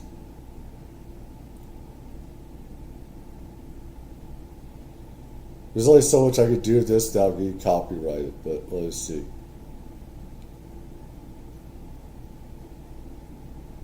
Unexplained zone. Or if I can get away with it on this Quang one. Binh Province, Vietnam. Before anything, I'm doing this transformative news to get it out there. I'm not doing this to make this my own in any way. I want the truth out there. This is my job to get that stuff out there about this. So, this from Unexplained Zone. Leave a like, leave a comment. Let's see how far I can go on this. Logger Hokan discovers a mysterious entrance Freedom to of a the hidden press. mountain cave This was obscured by dense jungle overgrowth. The cliffs leading down to the entrance are so steep he cannot explore it further, but he notes its location. Nearly 2 decades later, the British Cave Research Association finally explores the cave. What the team discovers is astounding. It is the largest underground chamber on the planet. It's not just a cave. It's an actual world in Vietnam. Now, there's stuff that I think, there's some stuff that that guy I think is a little crazy on, and there's stuff that I don't. But you'll find out with every UFO investigator, researcher, you're going to find all kinds of, with me or anybody else, you're going to find out. But and it's stuff that I don't agree with him on. Inside this cave, it's 40 stories high. There's actually an ancient forest. It's got flowing water, not just a puddle or a stream, but an actual river. Inside the cave is an entire growing ecosystem. And it's so deep that it looks like it's an entrance to a whole other reality. This incredible subterranean realm, called the Song Dong Cave, is estimated to be roughly 3 million years old. It runs through the earth for nearly 6 miles, and numerous areas where the cave ceiling has collapsed allow sunlight to enter, resulting in the growth of trees and other vegetation. But according to area residents, what's most notable about Song Dong Cave are the strange creatures that are believed to dwell within it. Local residents describe seeing reptilian-type humanoid beings emerging from the Song Dong Cave, and they believe that they actually live deep inside this cave. What's fascinating about this is that these reptilian-type humanoid beings, what they is that, you know, in some of these caves in Indonesia and Asia, they found bones of humanoid bodies, you know, dwarf type people and stuff like that, and alien type of bodies. So people should try and look stuff like that up as well. beings are similar to the seraphim or the winged serpents in Kabbalistic tradition. The seraphim are said to have gone and lived in the inner earth, according to Kabbalistic teaching. Is it possible that reports of reptilians at Song Dong Cave are encounters with beings from inner Earth? While it may sound too incredible to be true, there have been reports that during the Vietnam War in the 1970s, U.S. soldiers encountered what they described as upright lizards inhabiting caves. And accounts of reptilian beings existing in underground caverns can be found all across the globe, even on the other side of the world, in Cusco, Peru. Throughout Peru and around Cusco, you talk about Peru, you know, there's a lot. There's the Nazca lines, ancient astronauts. ETs have been here as long as we have. They had been creating us. They've been here forever. They've been communicating with us and everything else. People, you know, that again, there are people there to say, why is this only happening in America? No, it's not. It's all over the planet. All over the world. There's not one place, you know. There's not one continent, one island that this stuff isn't happening. there are many stories of a tunnel system that has. So, shout out to Unexplained Zone, Freedom of the Press, getting Something this stuff to do out. with serpent deities, which they call the Amaru there. The Peruvian authorities themselves decided was too dangerous for people to go into these tunnels, so they looked for all of the entrances they could around Cusco, and they sealed them up. And this is a well-known story within Peruvian history. Yeah. While there have been many reports from around the world of human-like reptilians, there is another inner-earth entity described in the Zohar that is even more commonly witnessed in modern times. According to Zoharic literature, there are beings inside the earth having large black eyes and a nose that leaves only 2 dark holes on the face. Now that corresponds to things that we've heard about these, for lack of a better word, ETs. There is a lot of evidence that these beings that we think are coming from another planet are not coming from another planet. They're coming from inside our own Earth. The black-eyed entities, commonly referred to as greys by ufologists, are the beings most often reported by alleged alien abductees, many of whom claim to have been taken. The thing is, there are different species of ETs. There's different kinds of good and bad. So you can't lump them all into one category or Taken one aboard kind. saucer-shaped Or craft. whatever. So Could it be that the so-called flying saucers, so often reported in modern times, are not coming from outer space, but inner Earth? According to some ancient astronaut theorists, this notion is supported by numerous accounts of UFOs that are seen disappearing into the landscape, and sometimes even flying directly into mountains.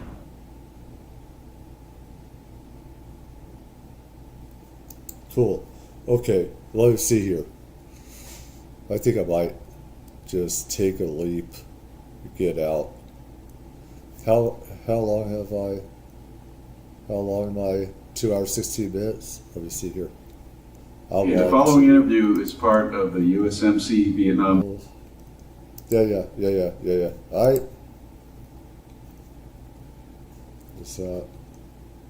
Where was that? That link?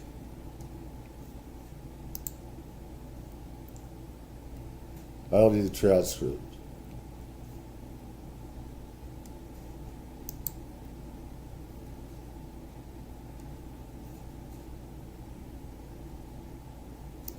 Where's that?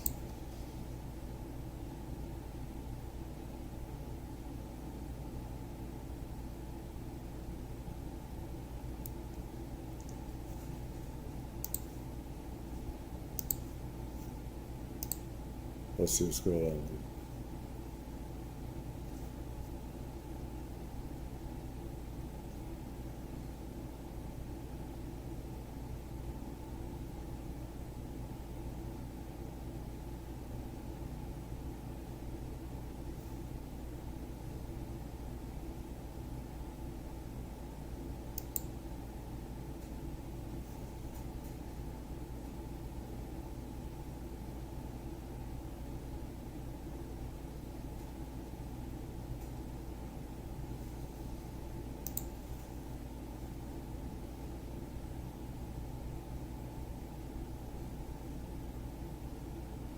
I have to do that another time. Yeah, I'd have to do that another time.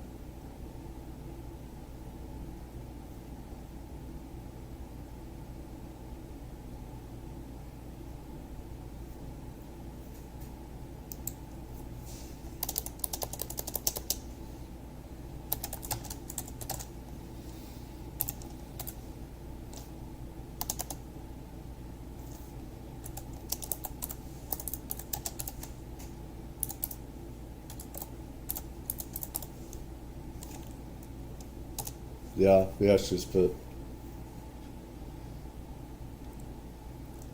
This is who you don't want to watch. This is guy that's works inside the Pentagon.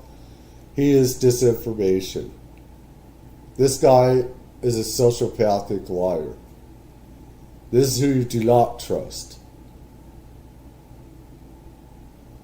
He is a plant.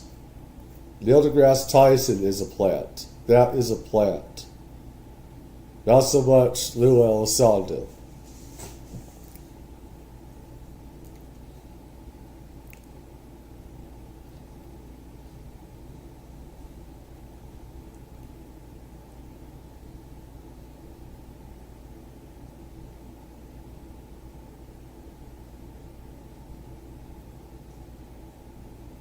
I got so many I could go over.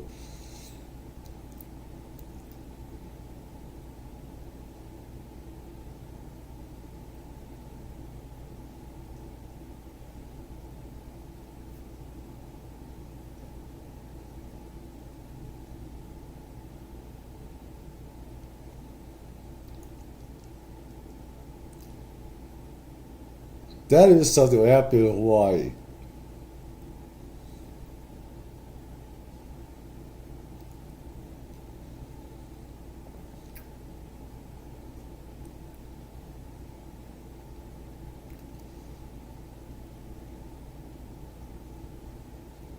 Drunk alien. That's funny stuff.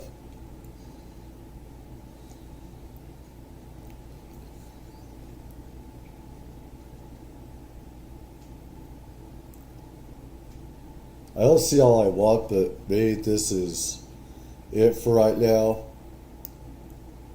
There's just so much more. It's just that YouTube is not giving me all the stuff that there is. They're not.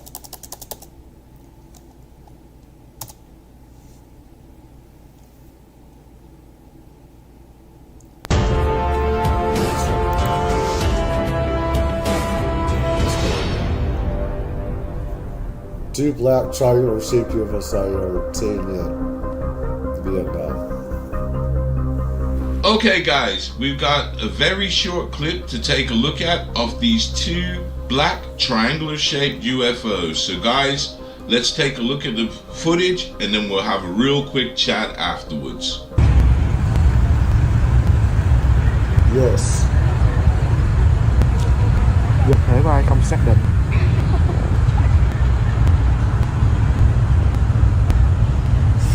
So here's what I know about this sighting. This was filmed on October the 29th, 2024, but only posted 4 days ago to the site TikTok. Yes, I know, TikTok. But let's look at this footage. Now, in the footage we can see these two black triangular shaped UFOs that are pretty stationary. I mean, in fact, they're not moving. But what's more interesting is you can see that the police have seemed to have blocked off the road and everybody seems to be looking in the right direction. So I don't feel this is CGI. I feel there is something up there. Now, what could it be? Now, kites, they don't seem to be this still. But then again, we've only got a very short snippet of this footage. And I wish that they filmed a lot longer so we could see these things go. Oh, I'd like to know what happened. So, guys, what do you think? Oh, I'd like to know what happened. What's that object? There's an object right here that goes right through it. You see that object? There's something they didn't notice. I don't know how much could be CGI, but I noticed that our object. When there are UFOs and stuff like that, there'd be other objects that are going in and out, space, time, whatever, portal or whatever you call it. I wish that they filmed a lot longer so we could see these things go. These are reflections, of course. These are reflections. Oh, I'd like to know what happened. But that our object wasn't. Yeah, right here. Right here. So, guys. You see that? That's what I'm talking about. So until next time, stay blessed and keep safe. Yeah, what does everybody say?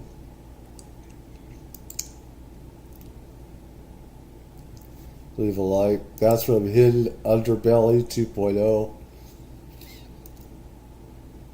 No offense, but I don't feel like getting it under your underbelly. But anyways, much respect to you.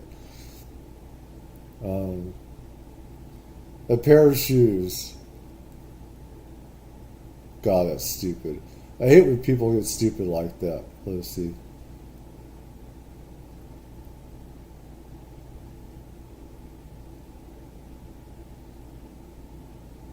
Bird poop on a windshield.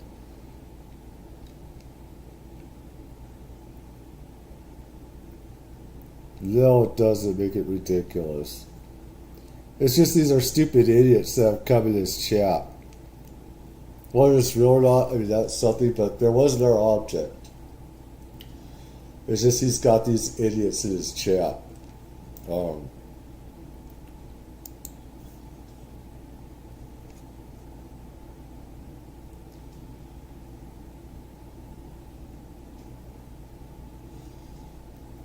Let's see here. I don't want to get copyrighted by it.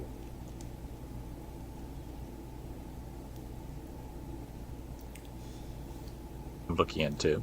I encountered a strange post online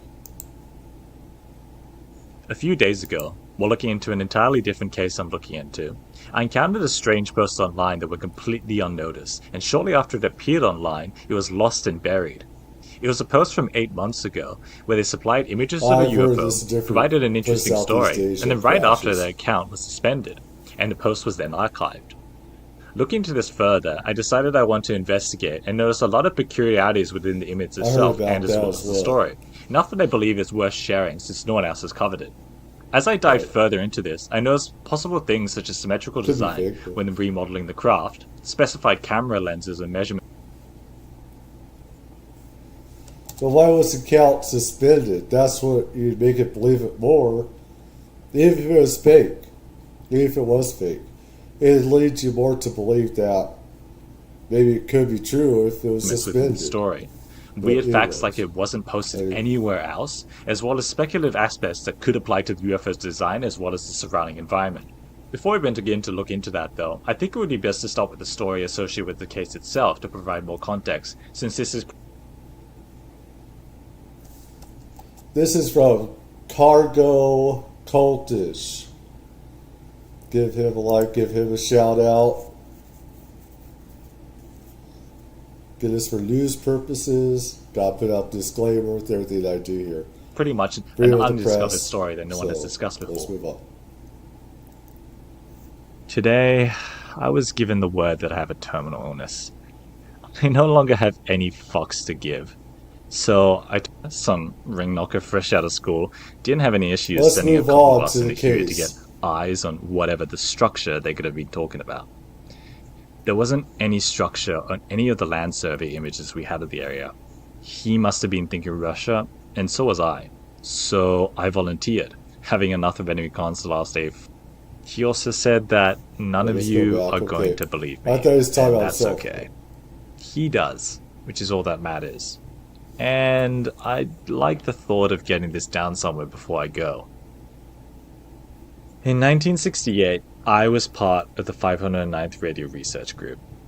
My unit and others were tasked with intercepting communications from the NVA.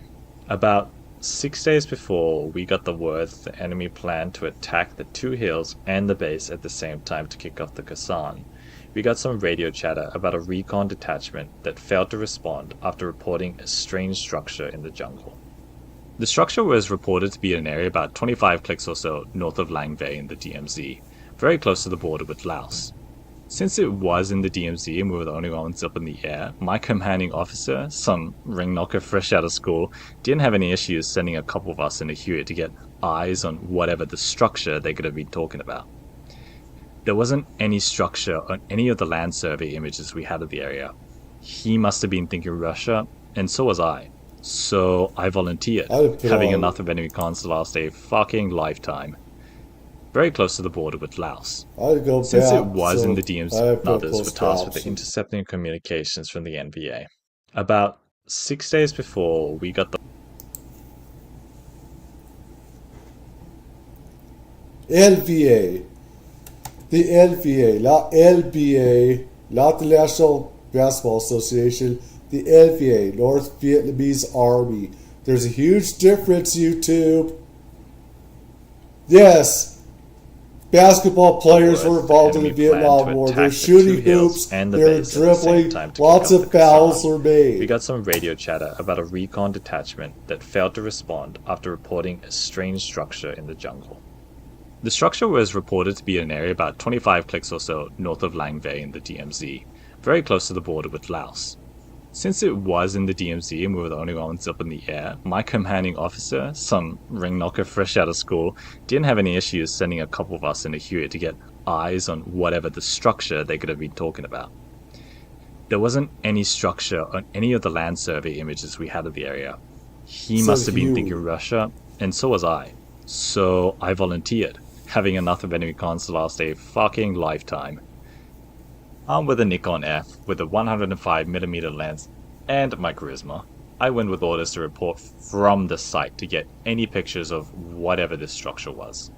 We came in through Laos and got within 1.5 a click from the site, and the Huey started to malfunction. My charisma? A common problem, and we didn't think much about it at the time. In an attempt to correct the failure, the pilot climbed a bit high above the tree lines to give us some more room just in case it got worse. And just like that, the rotor was good to go. What we saw next, I've never been able to forget. It was black, first of all. Black like you wouldn't believe. It looked like solid state motor oil, if that makes any kind of sense. It was shiny, like if you could freeze liquid mercury without showing any physical signs of it being frozen. It could look like polished glass, and yet the material it was made out of seemed to move at times, like a lightly disturbed body of water. That motion seemed to produce random iridescence across the surface. As we closed in on the clearing, it either created or chose. It was difficult to say which. The rotor began to malfunction again. I was with an ace fucking pilot though, and he got control again. But not until we were a certain distance away from this thing did the damn chopper begin to function normally. I call it a thing because I don't rightly know what we were looking at. Some kind of super secret black project that we may have been testing. The Russians, there was no way to know, but just looking at it made me uneasy. It didn't look, well, it didn't look like something that we could have built. And I'm using the all-encompassing we here, as in human beings. If there was a screw used to build this thing that I saw that day, there was no sign of it at all on the outside. Anyway, once we got to a certain distance, I was able to radio back and give a sit rep. I was ordered to get my photos and get back to base. I damn near sprained my finger clicking that shutter button. Once I had a few rolls worth, I swapped films again and took a final few photos just for me. And it was a good thing I did too. Stored that roll away in the lining of an unused pilot helmet on the floor of the Huey and put in a fresh roll. As soon as we were skids down back at the Kasan, a security detail escorted us immediately That's very to smart. the base. If the story We is were true. aggressively debriefed, searched thoroughly, and made to sign NDAs stating we would never talk about what we saw out there, or the debrief itself. Needless to say, all the rolls of film were confiscated. The strangest thing they asked me throughout the experience was, how did the craft make me feel? It was the only time they referred to the thing as a craft. And I'm almost positive it was a mistake.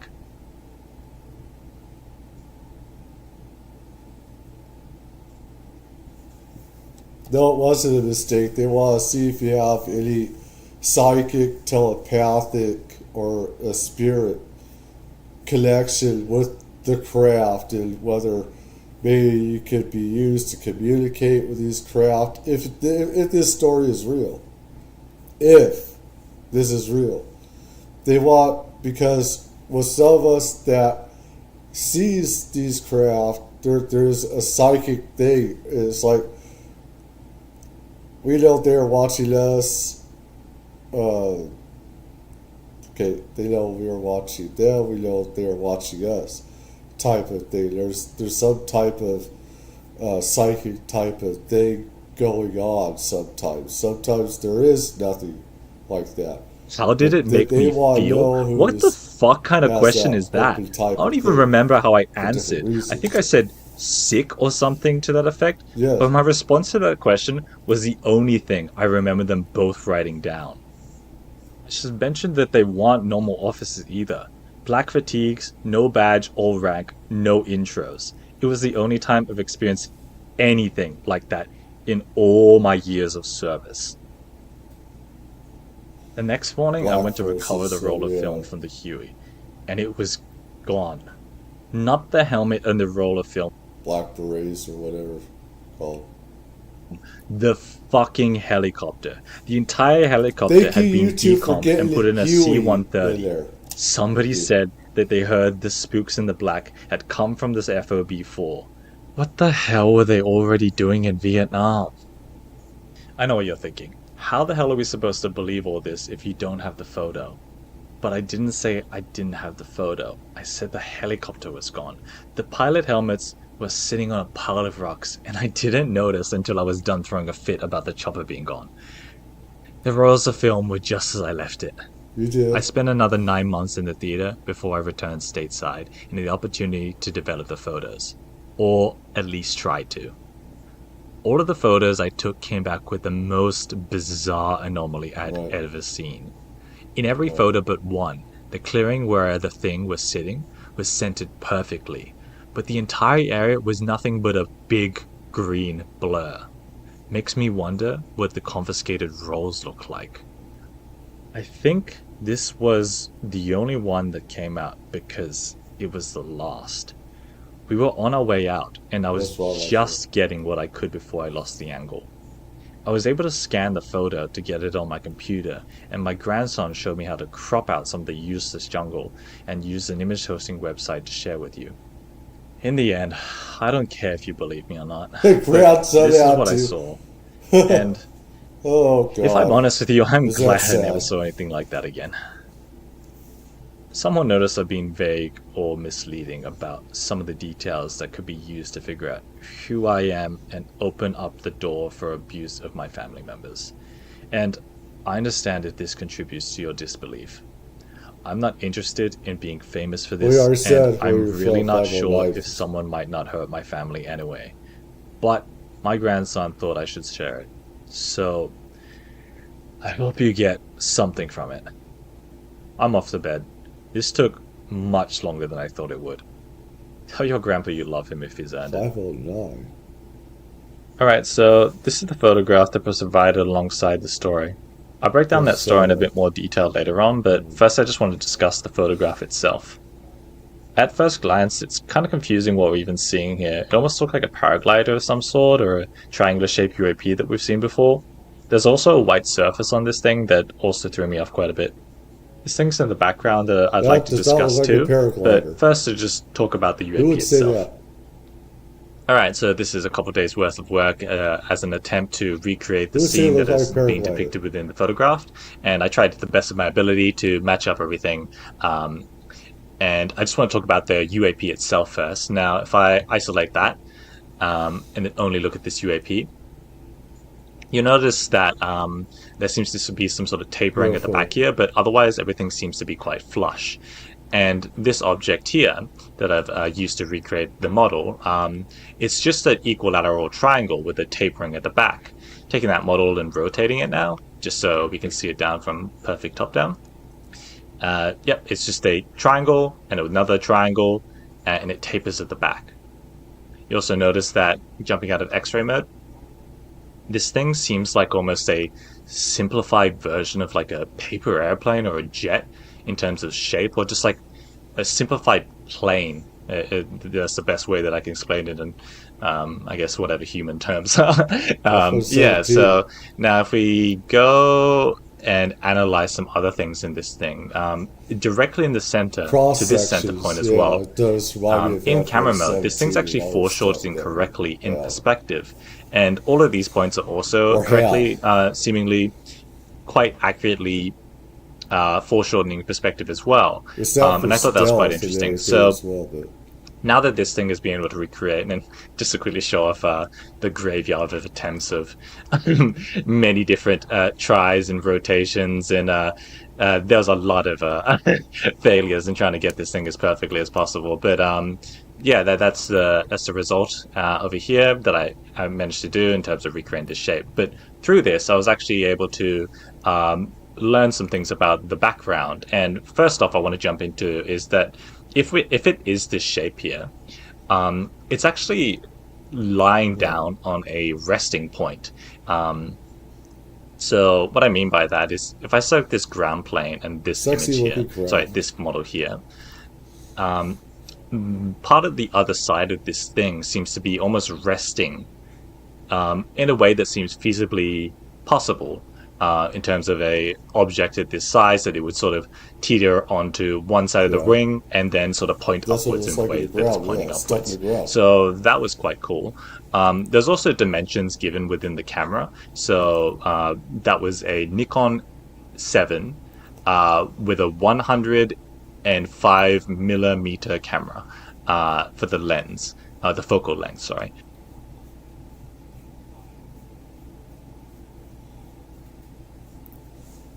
Could you trace the camera back to that year, if it was out to that year when this happened in Vietnam and stuff like that, or can you trace that back? That's a big question as well. You can look like right here, you can tell it's an older right here. The aging is happening around here. So I was able to recreate that, and even using those measurements, I'm able to still depict the scene as specified. Yeah, so with those measurements in mind, that we could potentially figure out the distance from the Huey to the actual object as well if we wanted to do that. So now that this is rendered up quite a bit now, I want to talk about certain sections of this craft that reflectivity is quite interestingly depicted.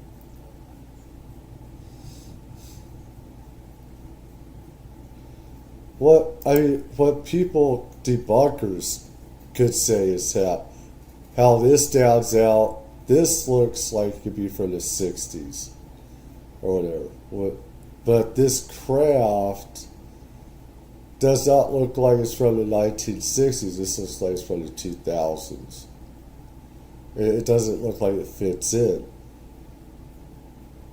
What it's really happened on is totally different. But I just say, from what I know and other people could point out. I mean, yeah, this stuff has happened. This photograph, and you'll see within this render here, it's this palm, the trunk of it seems to vertically reflect upwards, and that seems to be the same case at the bottom side of this craft as well. It seems to be a vertical streak from this point here. Also, another thing worth pointing out is that this pole, also this straight line, I guess, I've colored it in red here, seems to also be reflected onto the surface of this craft. So you'll see it sort of stops here and then peaks off this way, and that seems to be the same case over here as well. I'm not entirely sure if it also continues over this side, but I've done that anyway and depicted it over here. Right. You also notice that there seems to be sort of white shrubbery of some sort, and it's sort of reflected onto the craft surface somewhat as well, and it's heading in the same similar direction as well. On the top of the craft, you'll see that there's sort of black spots on the top of it, and the reflectivity from this section is actually coming from the top section of these trees out this way. So I think these are actually treetops at the very end here. So overall, the reflectivity in this object seems realistic and very much worth of note. I want to look into just the image itself now and pick it apart a bit more. Taking all the values within this image and then increasing the saturation to the maximum value, so that's literally just making it all the colors that are existing within the image the brightest sort of color that it can be, or the fullest form of the color it can be. I wanted to look into the claims of this sort of thing being sort of solid state motor oil in color.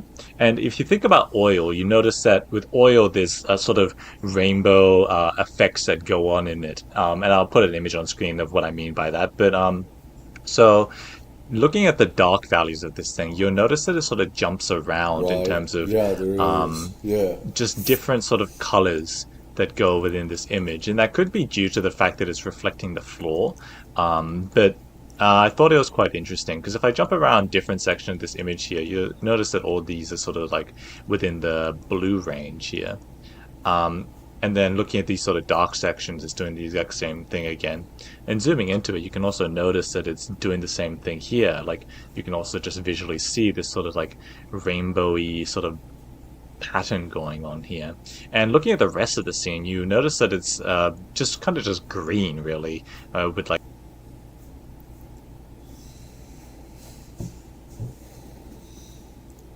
Alright, but I'm not going to go through a whole thing with that, but let's just... It's his video, too, and I just want to get to the crux of all this stuff here. Why does it look like there is... Yeah, the antenna thing, this for, like, communications. That's what they have them for. Though... You don't need those with those craft. Information that can be analyzed in general. Due to the circumstances, though, I'm just going to assume this is just a one and done kind of thing, because they did seem apprehensive about releasing this information initially anyway. Something I'm not quite sure what to make of is the sort of black flecks that are going on with this image. You'll notice that they're kind of sporadically around the image, and I'm not entirely sure enough about film cameras that I can really determine what these are, but they could just be sort of artifacting that occurs when you take photos and film cameras.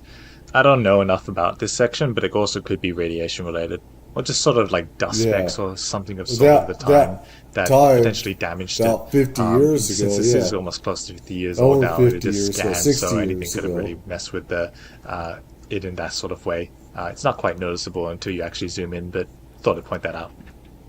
Right. I'd also like to talk about just sort of the nature in this image as well. I can't identify. Yeah.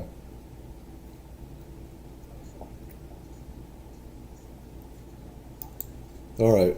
So anyways, people can go here, cargo, cultish.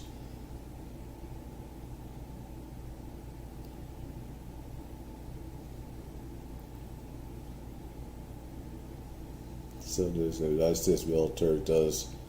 Yeah, it does, yeah. For everything important. This is the thing. With metrics and miles and everything. Why don't we just do away with miles and all sort of stuff? But, because I don't remember how to use kilometers as opposed to miles or miles per hour. I don't even remember how to do all that. This lady says, let me see. Or this person, I should say. Alright. Let's see. First question, why did this UFO crash on this almost clear part of the jungle? She's very...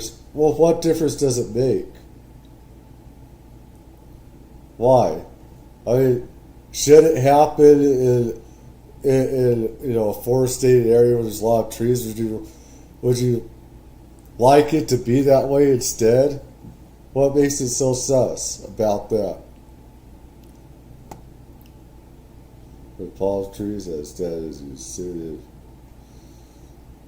Yeah, I see that side. Yeah, it's just convenient. Yeah, there's that too. There's that argument definitely. It's easier to have it manipulated in open field as opposed to that. But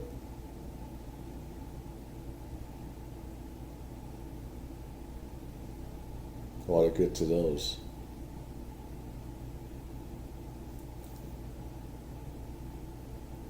Let's see.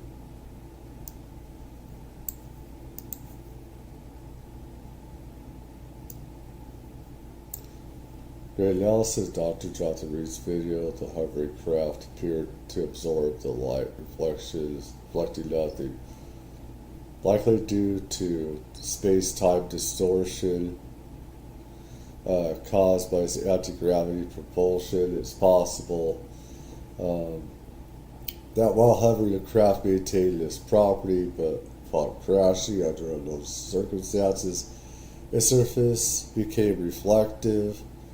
Theirs is quite legit to me. Everybody has their opinion on it. I do one last search.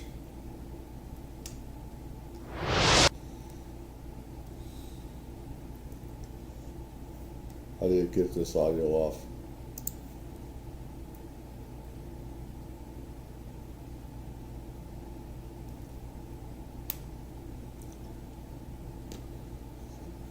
I want to get to this. I've done this before, but let's see. Here's spaceship. So this is happening, like I said, all around the world. This is a year ago, but still.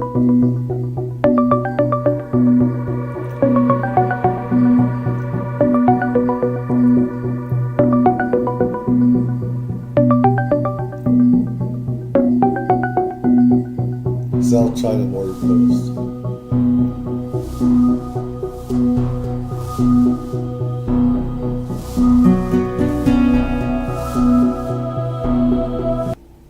Cactuses. Jose says when soldiers took a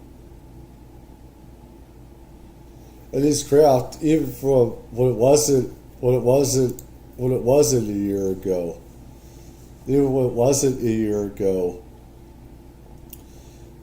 they also shut down different Chinese airports and suspended their air traffic. And I have to go back over this again. Has part of the spaceship to prove it. KKL News anchor Chris Holmstrom is here. And Chris, you spoke with him about this. Yeah, it sounds like a wild story, but what's crazy about it is the federal government's actually investigating this case, which makes you wonder what's really going on. All right. Of course they do. They want to shut him up and take all his evidence. That's the thing. They want his evidence. That's the thing. When you open your mouth and you say you have stuff, the stupid government's going to take the evidence for themselves. That's why you don't tell them.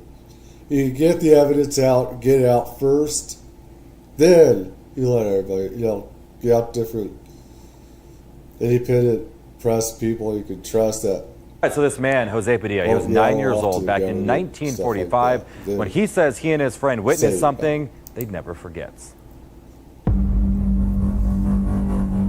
he used to carry a suitcase with him, wear a fancy-looking hat. 87-year-old Jose Padilla of Roland Heights is recalling a brush with infamy he had as a boy. I used to see Robert Oppenheimer. That Robert Oppenheimer, and mastermind of the atomic bomb. Padilla grew up in San Antonio, New Mexico, some 13 miles from where the bomb was first tested in 1945. Jose recalls seeing the dapper physicist frequently near the Al Bar, a local gathering spot still operating today. He had an office right behind the Elbow Bar. That office, now a shack Jose has visited frequently in recent years to try to make sense of a series of events in the summer of '45, starting with the A-bomb detonation at New Mexico's Trinity site near the White Sands Missile Range. I was drinking my chocolate milk on vacation when like a lightning showed up. The glow of a mushroom cloud could be spotted up to 150 miles away. He knocked me to the ground. A month later, Jose and a playmate were riding on his father's ranch and heard another boom. I told my friend, it must be another test from the bomb. And he says, no, it's not a bomb. Look at the smoke coming out of the ground. It appeared to be coming from an avocado-shaped aircraft. This is an artist's rendering. All of a sudden, 3 little, I would say, kids got up of it. They were kind of sashaying and running around in circles. He says they resembled extraterrestrials he's since seen in the movies. They walk like us, but they look like a fire ant standing up. Jose and I recently met up at a favorite spot of his, the Griffith Park Observatory. Did you have any fear of these creatures? No, sir. They had crashed at my father's ranch, and they needed help. Over the following 10 days, Jose says the military cleaned up the wreckage, while he and his friend watched from a nearby ridge. I still hear them pretty good. His buddy, Remy Baca, became a Marine, moved to Washington State, and worked in politics. Jose moved to Roland Heights and quietly raised a family. We had lost each other. The men were interviewed by investigative reporter and UFO researcher Paula Harris in 2012. Harris was investigating a claim by the son of World War II Army pilot William Brophy. The pilot's son told me the last missions of his father was to fly over that area, and he said that when he flew over that he saw 2 little Indian boys on horseback. Harris believes those 2 boys were Jose and his friend. Though warned to stay away, they returned to their viewing ridge day after day. We were hiding behind cactuses. Jose says when soldiers took a break from cleanup, he and his friends entered the craft. The creatures were gone, but something else caught his eye. There was like a little dial. Jose yanked it out. I took the part and hid it in my garage. Chemical testing in 2015 by Frontier Analysis, based out of Ohio, revealed that the artifact was composed of aluminum mixed with silicon and copper. Now, that's a common metal mix found in engine parts. But the report went on to say that even though the isotopic ratios are terrestrial, an extraterrestrial source for the metals is not ruled out. No one knows what it is. What do you say to people who might think that you're crazy and the story is not true? Well, I've had a lot of people say that. It's actually very common to be called crazy. Jeffrey Kripal is a professor of religion at Houston's Rice University and founder of the campus's Archives of the Impossible. Kripal calls Jose an experiencer. An experiencer is someone to whom something remarkable or extraordinary has happened. It's usually used in a UFO context. Stories like Jose's are far from isolated. There are tens of thousands of these stories. And they go back to biblical times. Ezekiel chapter 1 and the strange animals and the wheels within wheels. And as someone who studies religion, I'm extremely interested. There is a phenomenon. It's very real. It's very powerful. And there seems to be a pattern. Jose's encounter happened 1 month after an atomic blast. There is a very strong connection. While Kripal is moved by stories like Jose's, he acknowledges the lack of physical evidence.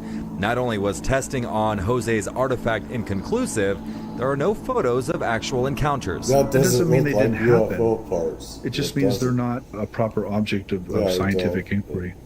Paula Harris disagreed.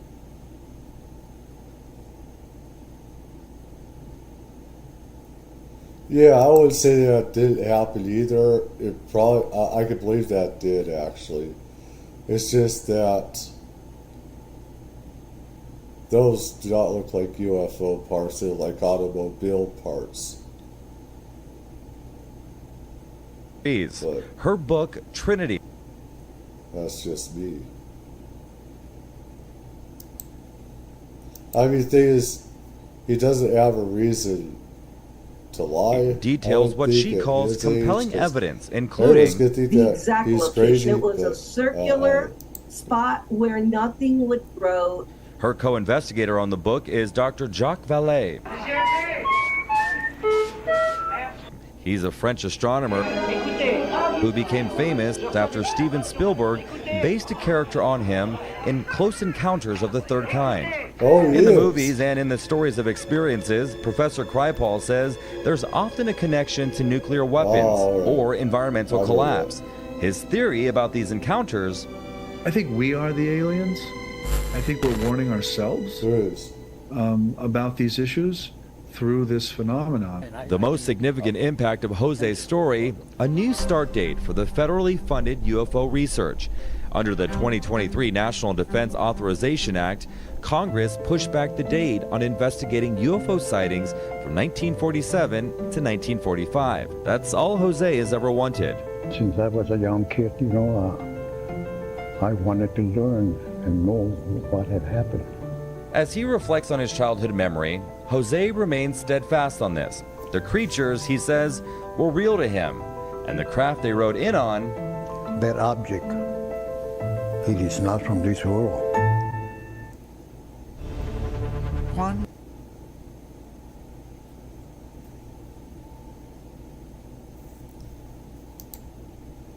All right. That's cool. Anyways, I think that's it right now. There's a lot of other videos I want to get to. I'll get to